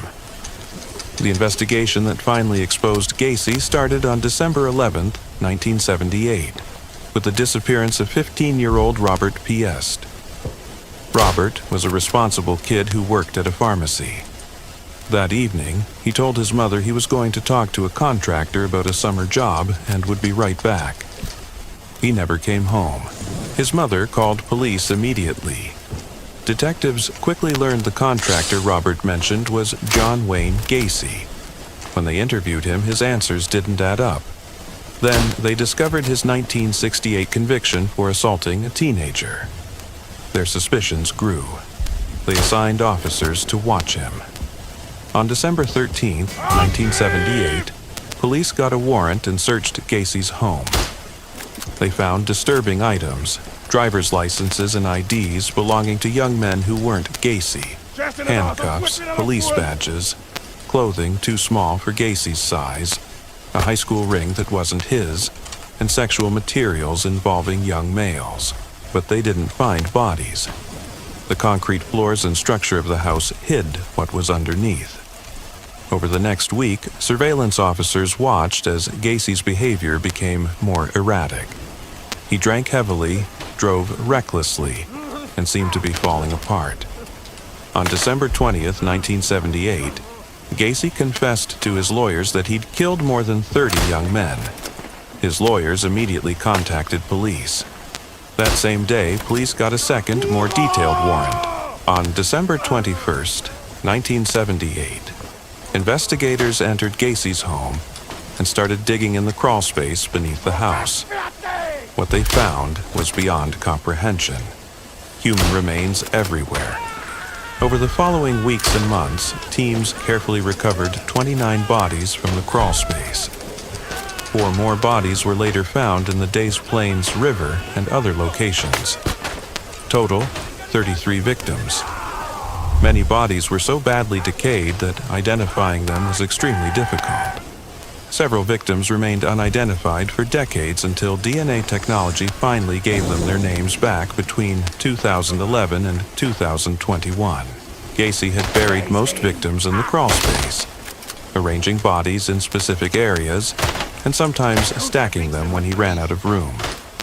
When the space was completely full, he disposed of later victims in the river instead. Examinations confirmed that most victims died from strangulation. Many showed evidence of sexual assault, restraints, and prolonged suffering. Personal items recovered from Gacy's home helped identify some victims. Many families had reported their sons missing years earlier, but those investigations had gone nowhere. Now, they finally had answers. John Wayne Gacy was charged with 33 counts of murder. His trial began on February 6, 1980 in Cook County, Illinois. His lawyers tried an insanity defense, claiming he had multiple personalities and a violent alternate personality committed the murders. Psychiatrists confirmed Gacy had severe personality problems but said he was legally sane and fully aware of his actions. The evidence against him was crushing. Human remains all over his property, his own confession statements, items belonging to dead victims found in his home, and testimony from people who'd escaped earlier attacks. On March 12, 1980, John Wayne Gacy was found guilty on all 33 counts. The next day, he was sentenced to death for 12 murders and life in prison for the rest. His appeals lasted 14 years. During that time at Menard Correctional Center, Gacy painted artwork that later became controversial when people bought it. He did interviews where he denied everything and showed no real remorse. He filed legal challenge after legal challenge. None worked. John Wayne Gacy was executed by lethal injection on May 10, 1994, at Stateville Correctional Center in Illinois. He was 52 years old. His reported last words were, "Kiss my ass," though accounts vary. After his death, his brain was removed and given to a psychiatrist who'd interviewed him extensively. She studied it for abnormalities that might explain his behavior. She found none. His remains were cremated and disposed of. The case represents level 4 because it involves not just multiple murders, but systematic hunting and killing over 6 years. Unlike Speck, who committed mass murder in one night, Gacy hunted, tortured, and killed dozens of victims over time, burying most beneath his house while maintaining a public image as a friendly community member. He performed as a clown for children while bodies decomposed in his crawl space, hosted neighborhood parties while young men's remains lay just feet below his guests, and he shook hands with politicians while continuing to lure vulnerable boys to their deaths. What makes this especially disturbing is how long he got away with it, and how many lives could have been saved if his 1968 conviction had been taken more seriously. Robert Piest was 15 years old, excited about a possible summer job. He told his mom he'd be right back. He never came home. And he was just one of 33. John Wayne Gacy was executed in 1994, but he lived far longer than any of his victims. If 29 bodies buried under a suburban home feels like the darkest possible evil, then our next case, level 5, involves someone even more infamous. A serial killer so charming that he became the template for how we think about dangerous. Is it Ted Bundy? Is it Jeffrey Dahmer? Is it Jeff the Killer? Is it... who is it? Whose name is still synonymous with evil 35 years after his death.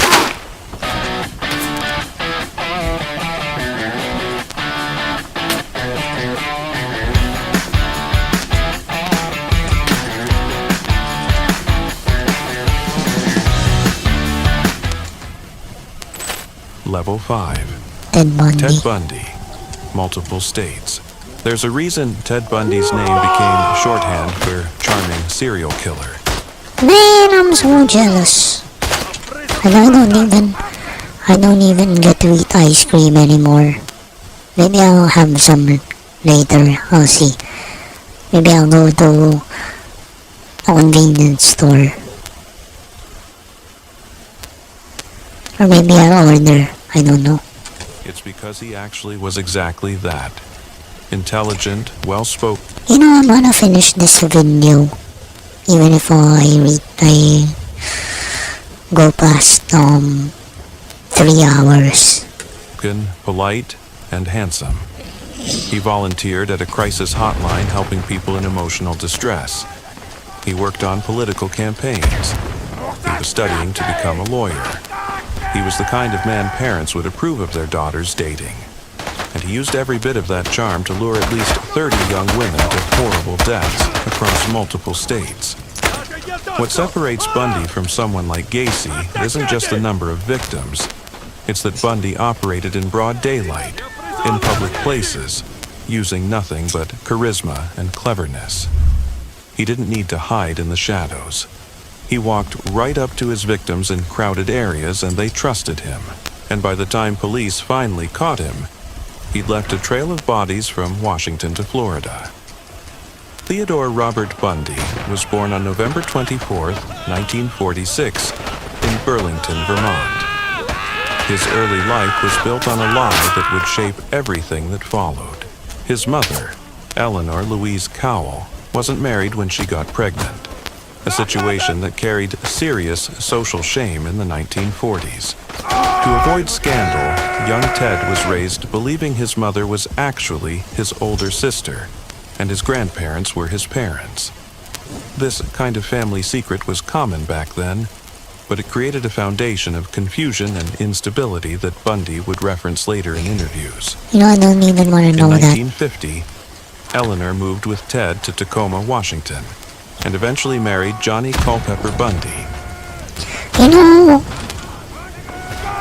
I'm speaking to a lot of Americans on the phone, Washington seems to be the one with the most neutral accent. Who gave Ted his last name.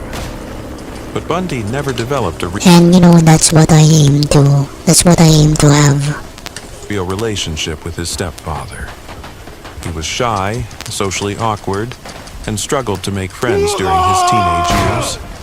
He felt like an outsider looking in at normal life. Despite his social struggles, Bundy did reasonably well in school. He eventually enrolled at the University of Washington to study psychology. Oh no! I don't wanna share my degree with horrible people. Over time, he learned to fake the social behaviors that made him seem confident and likable, even though he later admitted feeling disconnected from real human emotion.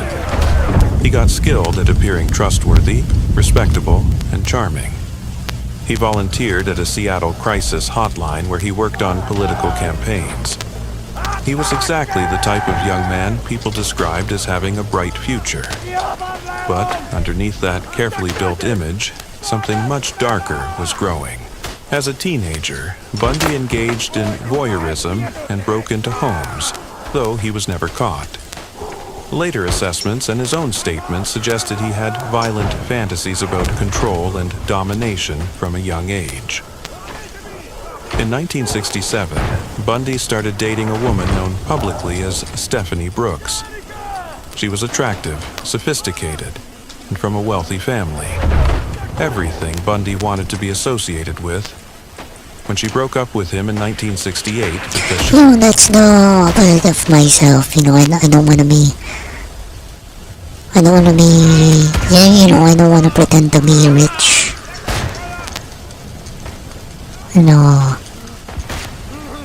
Because I know that's gonna catch up to me, I don't wanna pretend to be rich. Or, influential or affluent, whatever. She felt he lacked direction.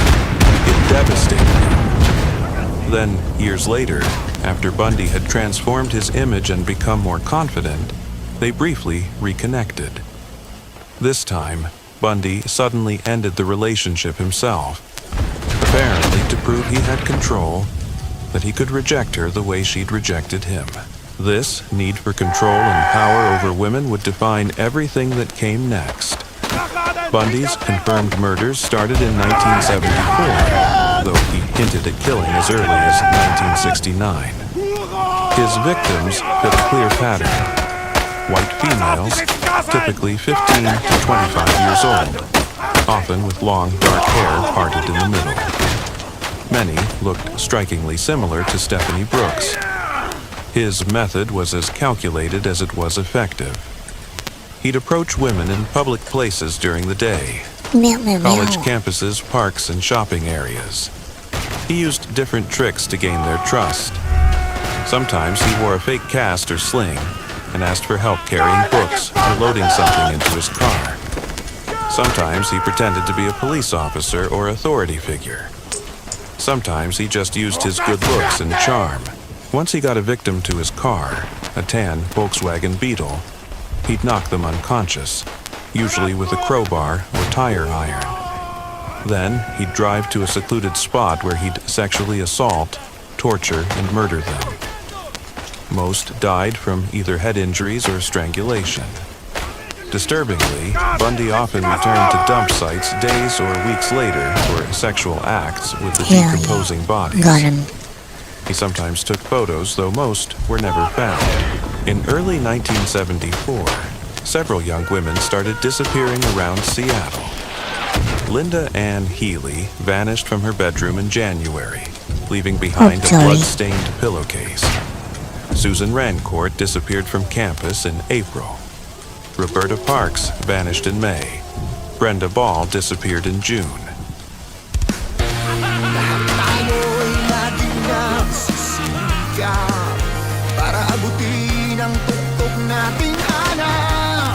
Georgianne Hawkins disappeared from the University of Washington campus. You know, I'm very jealous. Maybe I'll get ice cream. Or halo-halo.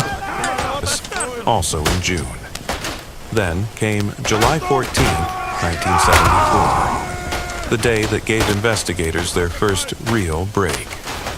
At Lake Sammamish State Park, two women disappeared within hours, Janice Ott and Denise Naslund.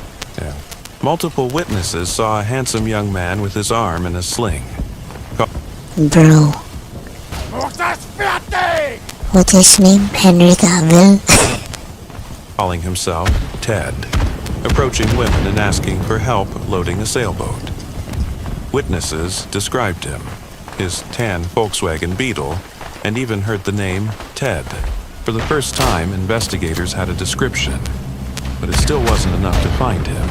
In fall 1974, Bundy moved to Salt Lake City for law school.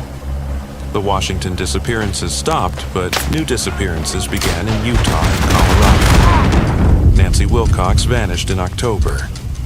Melissa Smith, the 17-year-old daughter of a police chief, disappeared that same month. Laura Aim disappeared in October. Deborah Kent vanished from a high school parking lot in November.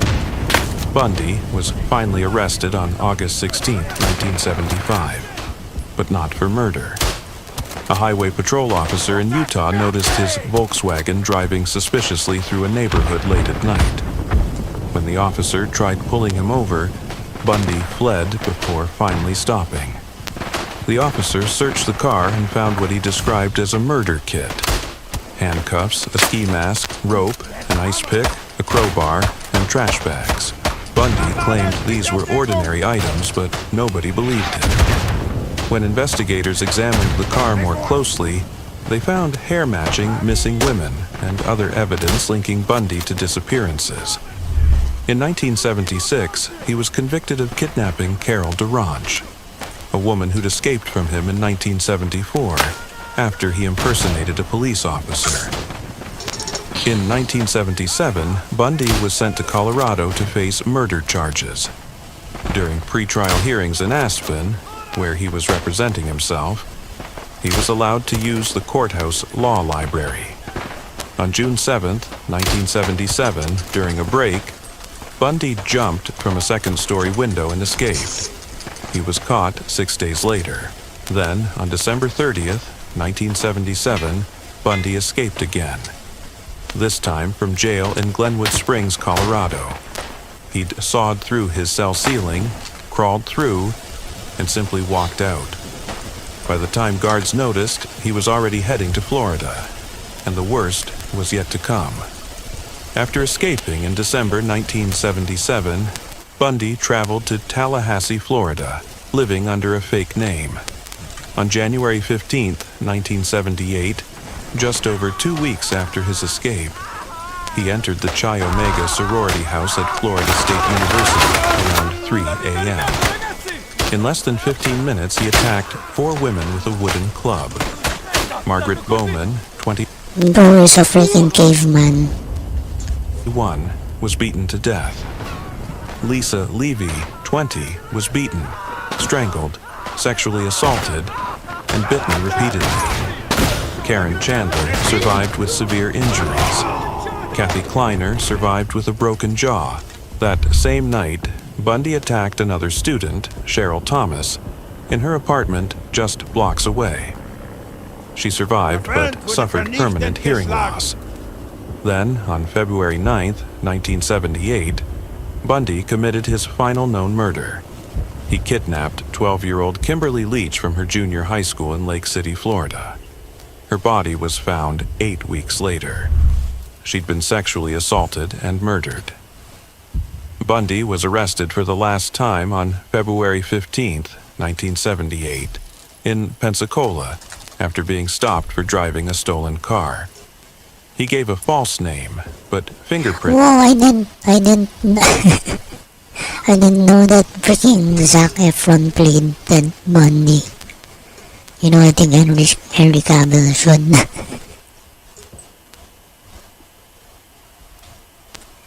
Bro, I didn't know about this.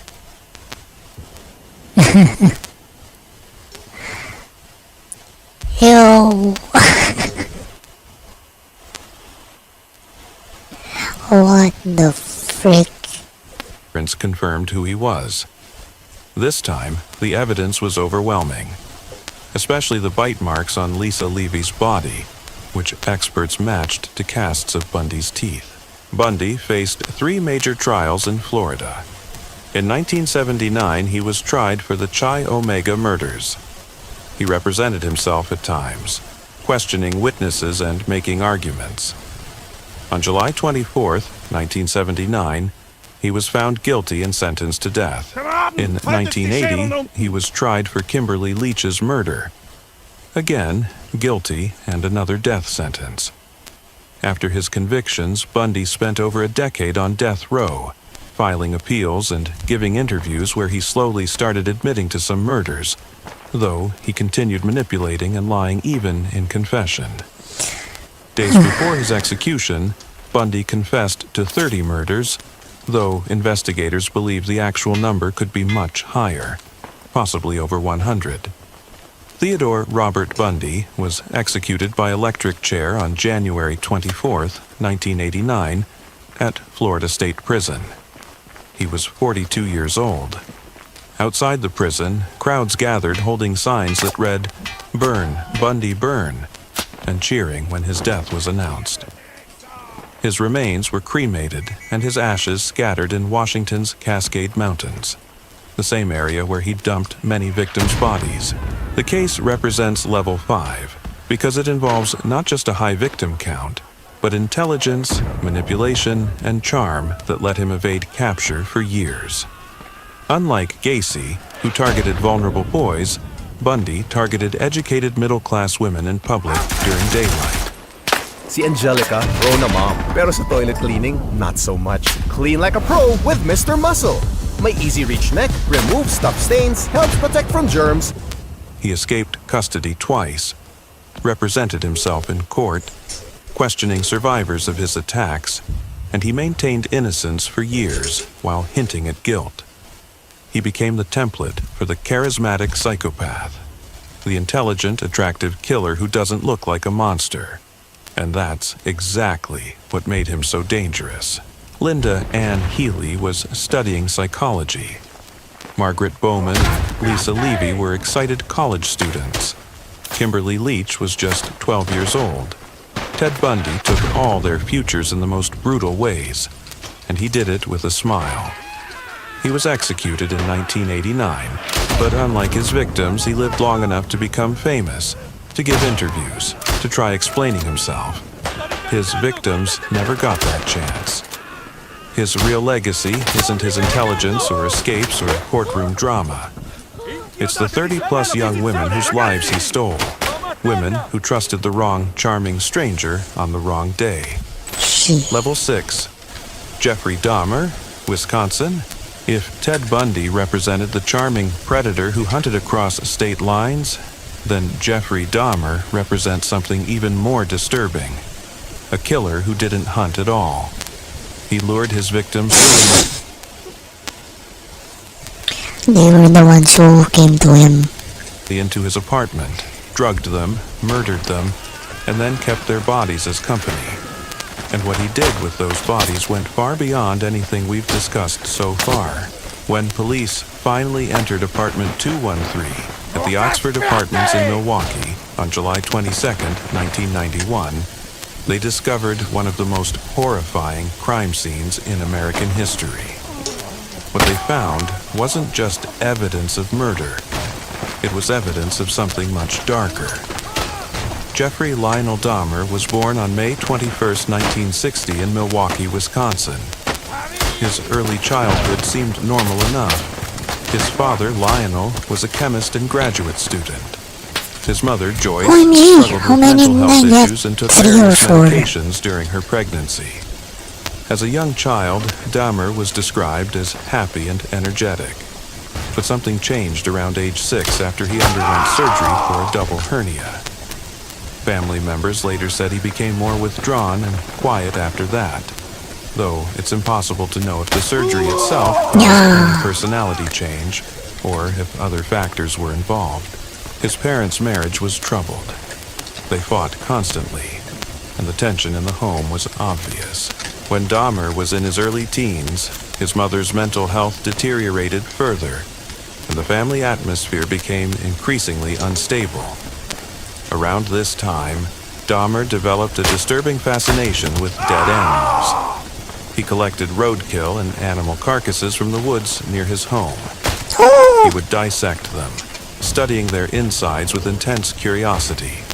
He later claimed he was interested in how things worked internally, how bones fit together, how bodies were structured. His father, being a chemist, had taught him how to use chemicals to bleach and preserve bones. Dahmer took this knowledge and applied it to his animal experiments.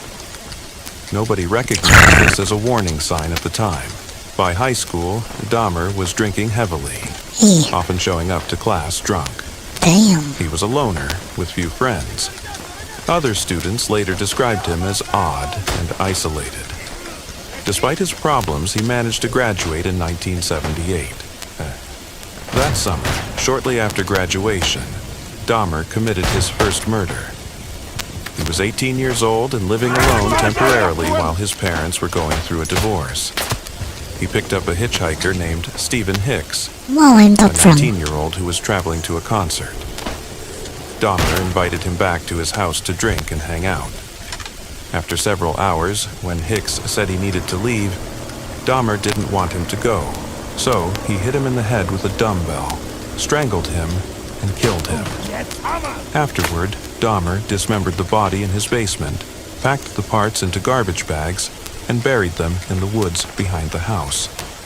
Years later, he returned to the site, dug up the bones, crushed them with a sledgehammer, and scattered them. Stephen Hicks's disappearance was never solved at the time, and Dahmer wouldn't kill again for nearly 9 years. After high school, Dahmer briefly attended Ohio State University, but dropped out due to his drinking. His father, frustrated with his behavior, convinced him to join the army in 1979. Dahmer was stationed in Germany as a medical specialist, but his drinking problem continued. He was discharged in 1981 for alcohol use. He moved to Wisconsin to live with his grandmother in the Milwaukee suburb of West Allis. For several years, he seemed to function relatively normally, though he was arrested a few times for minor offenses like public... I'm listening to scary stuff. This one is about Jeffrey Dahmer and other people. drunkenness and indecent exposure. But in 1987, Dahmer killed again. This time, it was Stephen Twomey, a 25-year-old man he met at a bar. Dahmer later claimed he didn't remember killing Twomey, that he woke up in a hotel room and found him dead. Whether that's true or not, he dismembered the body, disposed of it in trash bags, and got away with it. Thanks for asking about From you. that point on, the killings accelerated. Between 1987 and 1991, Dahmer murdered at least 15 more men and boys, most of them in his apartment. His victims were primarily young men, many from marginalized communities. Gay men, men of color, some who were homeless or struggling. He often met them at gay bars, bus stops, or shopping centers. His method was disturbingly consistent. He'd approach someone, usually offering money for photos or just to hang out. Meow, meow, meow. He'd bring them back to his apartment, give them a drink laced with sleeping pills, and wait for them to pass out. Then he'd strangle them. But what happened after the murders is what separates Dahmer from almost every other killer we've discussed. He didn't just kill his victims, he kept them. He took Polaroid photos of the bodies at various stages of dismemberment. He kept skulls, which he cleaned and painted. He stored body parts in his refrigerator and freezer. He dissolved some remains in acid-filled barrels. And in several cases, he admitted to eating parts of his victims. Hearts, thighs, biceps, because he said it made him feel like they were still with him, that they'd become a permanent part of him. He also conducted disturbing experiments on some victims while they were still alive but drugged. He drilled holes into their skulls and poured acid or boiling water into their brains, attempting to create what he called living zombies. People who would be completely obedient and never leave him. These experiments were always fatal. The most disturbing near-miss came on May 27, 1991, when 14-year-old Konarak Synthesophone escaped from Dahmer's apartment and was found wandering naked, bleeding, and incoherent on the street. Damn. Neighbors called police.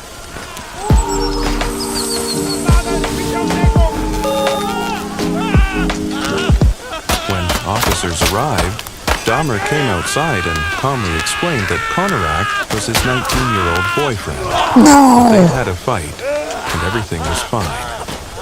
Despite the boy's obvious distress and the neighbors' protests, police believed Dahmer and helped him take Konarak back inside the apartment. No. Within hours, Dahmer murdered him. Had police investigated further, had they entered the apartment, they would have found evidence of previous murders, including another victim's body still in the bedroom. But they didn't check. They took Dahmer's word and left. That decision haunted those officers for the rest of their lives. Dahmer's crimes finally came to light on July 22, 1991, when Tracy Edwards, a 32-year-old man, escaped from Dahmer's apartment with a handcuff still dangling from his wrist. He flagged down a police car and told officers a man had tried to kill him. Edwards led police back to apartment 213. When officers knocked, Dahmer answered calmly and let them inside. As they looked around, one officer opened the refrigerator. Inside was a human head. That's when everything unraveled. A full search of the apartment revealed unimaginable horror. Police found 7 skulls scattered throughout the apartment. Some painted, some bleached. A blue 57-gallon drum contained a human torso dissolving in acid. The refrigerator held 2 human hearts, along with other organs and muscle tissue wrapped in plastic. The freezer was packed with bags of human flesh. There were 3 more dismembered torsos in various states of decay. There were tools, saws, knives, bleach, formaldehyde, acid. There were photographs documenting every stage of the killings and dismemberments. And there were drawings. Sketches Dahmer had made of a proposed shrine he wanted to build using the skulls and bones of his victims. Dahmer was arrested immediately. Once in custody, he didn't resist or deny anything. He confessed fully and in disturbing detail to 17 murders committed between 1978 and 1991. He walked detectives through each killing chronologically, explaining what he'd done and why. He said he killed because he didn't want his victims to leave. He said he kept their bodies because he was lonely and wanted company. He said he ate parts of them because it made him feel connected to them. Oh yeah, I'm training to become I'm technically hired. I'm training to become what do you call this? I'm training to become an English tutor. And my training should end in 2 weeks. Psychiatrists evaluated Dahmer extensively. They diagnosed him with several severe disorders, including attraction to dead bodies, personality disorders, and alcohol dependence. But the key legal question was whether he was sane. Some experts said his behavior was so bizarre it proved severe mental illness. Others argued he was completely aware of what he was doing, that he planned carefully, hid evidence effectively, and understood the legal consequences. Ultimately, he was found legally sane and responsible for his actions. Dahmer was charged with 15 counts of first-degree murder in Wisconsin. A separate case in Ohio later covered Stephen Hicks's murder. His trial began on January 30th, 1992, in Milwaukee. The trial wasn't about whether he killed these people. He'd already confessed. The trial was about whether he was insane when he did it. The prosecution argued he was methodical, calculating, and in full control. The defense argued his cannibalism and experiments proved he was psychotic. Families of victims attended every day, sitting through horrifying testimony about what had been done to their loved ones. On February 15, 1992, the jury rejected the insanity defense. Jeffrey Dahmer was found guilty on all counts. He received 15 consecutive life sentences in Wisconsin, totaling 957 years. Later, he received an additional life sentence in Ohio for Stephen Hicks's murder. Because Wisconsin had abolished the death penalty, execution wasn't an option. He was sent to Columbia Correctional Institution in Portage, Wisconsin. For the first year, Dahmer was kept in solitary confinement for his own protection. In 1993, he was moved to a less restrictive unit where he could interact with other prisoners. He participated in Bible study and was baptized. He worked cleaning duties. But other inmates harassed him constantly, and he reportedly made jokes about his crimes, which made things worse.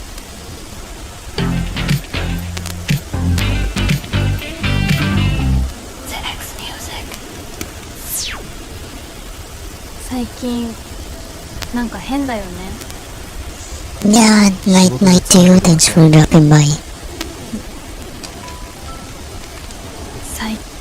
On November 28, 1994, Dahmer was assigned to clean the prison gym with two other inmates, Jesse Anderson and Christopher Scarver. Guards left them unsupervised briefly. During that time, Scarver attacked Dahmer with a metal bar from exercise equipment, striking him repeatedly in the head and face. Dahmer died from his injuries at a nearby hospital. He was 34 years old. Scarver later said he killed Dahmer because he was disgusted by his crimes and the way Dahmer behaved in prison. Anderson, who was also attacked, died shortly after. Dahmer's body was cremated, and his ashes were divided between his parents. After his death, the Oxford Apartments building where he'd committed most of his murders was demolished in 1992. Many of his belongings were destroyed. The 57-gallon drum was melted down. His brain was preserved temporarily for research, but after legal disputes, it was eventually cremated as well. The case triggered national discussions about police negligence, especially the Konarak incident, about how marginalized communities are often overlooked by law enforcement, and about the nature of severe mental illness versus legal responsibility. The case represents level 6 because it goes beyond the act of killing into something darker, keeping victims' bodies, eating parts of them, attempting to create living zombies. Unlike Bundy or Gacy, who disposed of bodies to avoid detection, Dahmer kept his victims close because he couldn't bear to be alone. 17 young men and boys lost their lives. Stephen Hicks, Stephen Tuomi, Jamie Dockstader, Richard Guerrero, Anthony Sears, Raymond Smith, Edward Smith, Ernest Miller, David Thomas, Curtis Strauder, Errol Lindsay, Tony Hughes, Konarak Synthesymphone, Matt Turner, Jeremiah Weinberger, Oliver Lacey, and Joseph Breithoft. They were sons, brothers, friends, people with futures that were stolen not just by murder, but by something far more disturbing. Jeffrey Dahmer was killed in prison in 1994. but he lived far longer than any of his victims ever got the chance to. If Jeffrey Dahmer's crimes felt like the absolute limit of human depravity, then our final case will challenge that assumption. Miss Final. Because it involves a man who claims to have murdered over 300 young girls across 3 countries, and who, unbelievably, is possibly still alive and free today. Oh no. Level 7, Pedro Lopez, South America. Most serial killers in this series were eventually caught, tried, and either executed or sentenced to life in prison without parole. Justice, however delayed, was ultimately served. But what happens when a serial killer, one who may be the most prolific in recorded history, serves only 14 years in prison and then simply disappears? That's the terrifying reality of Pedro Alonso Lopez, known throughout South America as the Monster of the Andes. He confessed to murdering over 300 young girls across Colombia, Ecuador, and Peru. Police confirmed at least 110 of those murders. He was convicted, sentenced to the maximum penalty allowed under Ecuadorian law at the time, 16 years, and then released for good behavior. And since 1997, nobody knows where he is. He could be dead, he could be in hiding, or he could still be out there. Pedro Alonso Lopez was born on October 8, 1948 in Tolima, Colombia, one of 13 children. His father was killed during a period of intense civil violence in Colombia known as La Violencia, before Pedro was even born. His mother, Benilda, worked as a prostitute to support the family, and they lived in extreme poverty. Lopez later claimed his mother was physically abusive, and the home environment was chaotic and violent.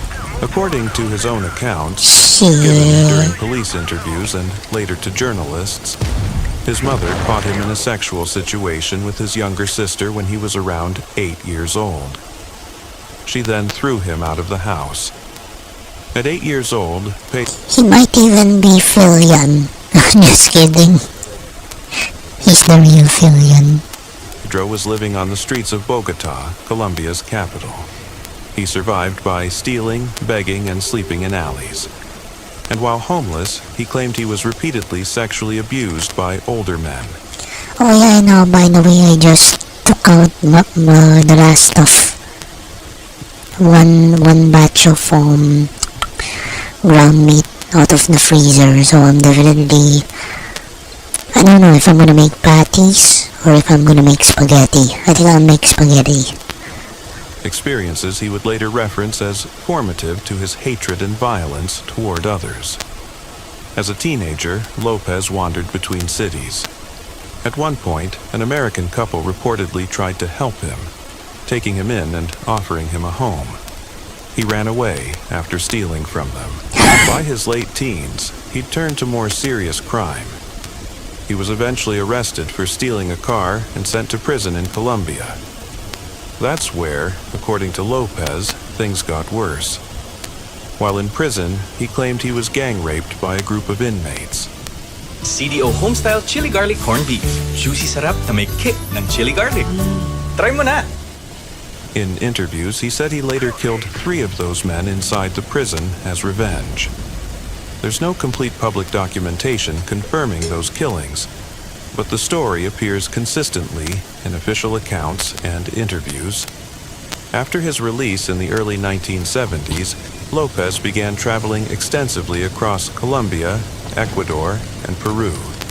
He moved constantly, using buses, markets, and rural communities to find victims and avoid detection.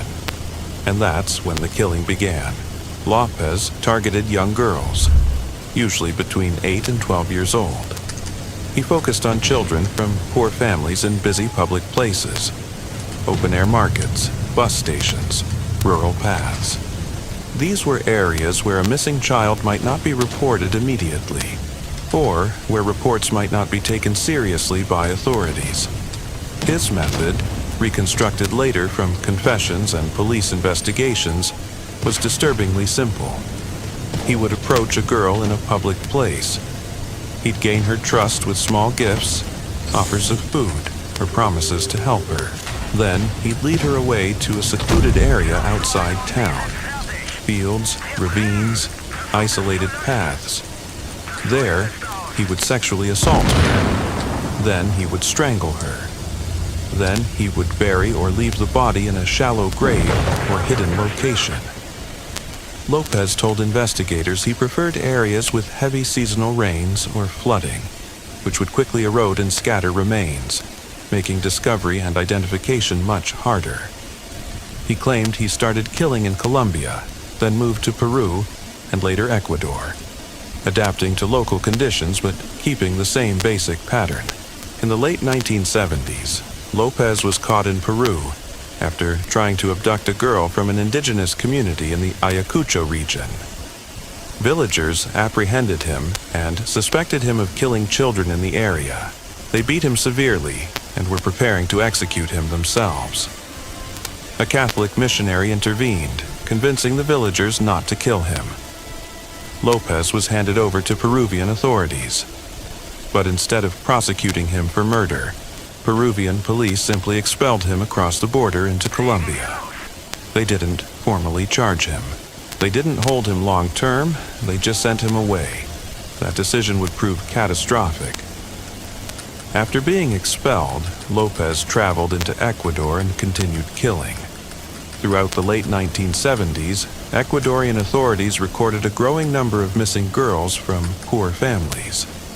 Many families reported daughters vanishing from markets or while running errands, but these disappearances were initially treated as isolated incidents. Runaways, kidnappings for trafficking, or accidents. Nobody connected them. Then, around 1980, heavy rains and flooding in the Ambato region of Ecuador exposed several shallow graves. Bodies of young girls were discovered. Police realized there was a pattern. A focused investigation began. In March 1980, a woman in Ambato reported that a man had tried to lure her 12-year-old daughter from a market with promises of gifts. Police responded quickly and arrested the suspect, Pedro Alonso Lopez. At first, Lopez denied everything, but during interrogation, including one session where a female investigator posed as a grieving mother, Lopez broke down emotionally and began confessing. He offered to show police where he'd buried victims. Over the following days and weeks, Lopez led investigators to numerous grave sites in rural areas around Ambato. Authorities recovered body after body. In Ecuador alone, they were able to link him to at least 53 bodies through physical recoveries he guided them to. But the confessions didn't stop there. During interrogations and later interviews with journalists, Lopez claimed he'd killed approximately 110 girls in Ecuador, around 100 in Colombia, and roughly 100 in Peru, totaling over 300 murders. Only a portion could be confirmed with physical evidence. But even the conservative confirmed numbers made him one of the most prolific serial killers in recorded history. Ecuadorian and Colombian authorities cross-checked his descriptions of locations with missing person reports. Many matched, but the remoteness of some areas and the condition of remains made it impossible to identify every victim or confirm every claim. Lopez was charged and tried in Ecuador for the murders committed there. He was found guilty of 110 murders after the court accepted recovered bodies, confessions, and supporting evidence. Here's where the story takes an almost unbelievable turn. At that time, Ecuadorian law placed a maximum limit on prison sentences regardless of the number of crimes committed. The maximum sentence was 16 years. There was no death penalty in Ecuador. So, despite being convicted of 110 murders, despite confessing to over 300, Pedro Lopez received the maximum legal sentence, 16 years in prison. He was sent to Garcia Moreno Prison in Quito, Ecuador, where he reportedly behaved relatively well. He participated in religious activities. He claimed he had repented. There were no major disciplinary incidents. Because of good behavior, he was released early in 1994. after serving only about 14 years. Let that sink in. 14 years for at least 110 confirmed murders. Immediately upon release, Ecuador expelled Lopez to Colombia, where authorities suspected him in numerous unsolved child murders from the 1970s. Colombian officials ordered a psychiatric evaluation. He was found to have severe personality problems, but was considered mentally competent and aware of his actions. Instead of charging him immediately, they placed him in a psychiatric facility for observation. He remained there for about 3 years. Then, in 1997, doctors concluded Lopez no longer met the legal criteria for forced detention. He was released under conditions that reportedly included regular check-ins with authorities and some level of monitoring. After a short time, Lopez stopped reporting. He disappeared. In the early 2000s, Colombian police linked him to the disappearance of a 12-year-old girl and issued an arrest warrant, but he was never found. As of today, there is no confirmed public record of his death. There are no verified sightings. There's no documentation of his current whereabouts. If he's alive, he would be in his late 70s. Some reports and rumors claim he may have died, but none have been confirmed with official documentation or reliable sources. He is officially wanted by Colombian authorities, but that's all we know. The case of Pedro Lopez represents level 7, the final level, not just because of the sheer number of victims, but because of what it represents: the complete failure of multiple justice systems. He was caught in Peru and released. He was convicted in Ecuador and served only 14 years. He was released in Colombia and disappeared, and today he could still be out there. Over 300 young girls, daughters, sisters, children with names and families, lost their lives to this man. Most were never identified. Most were buried in unmarked graves in remote areas.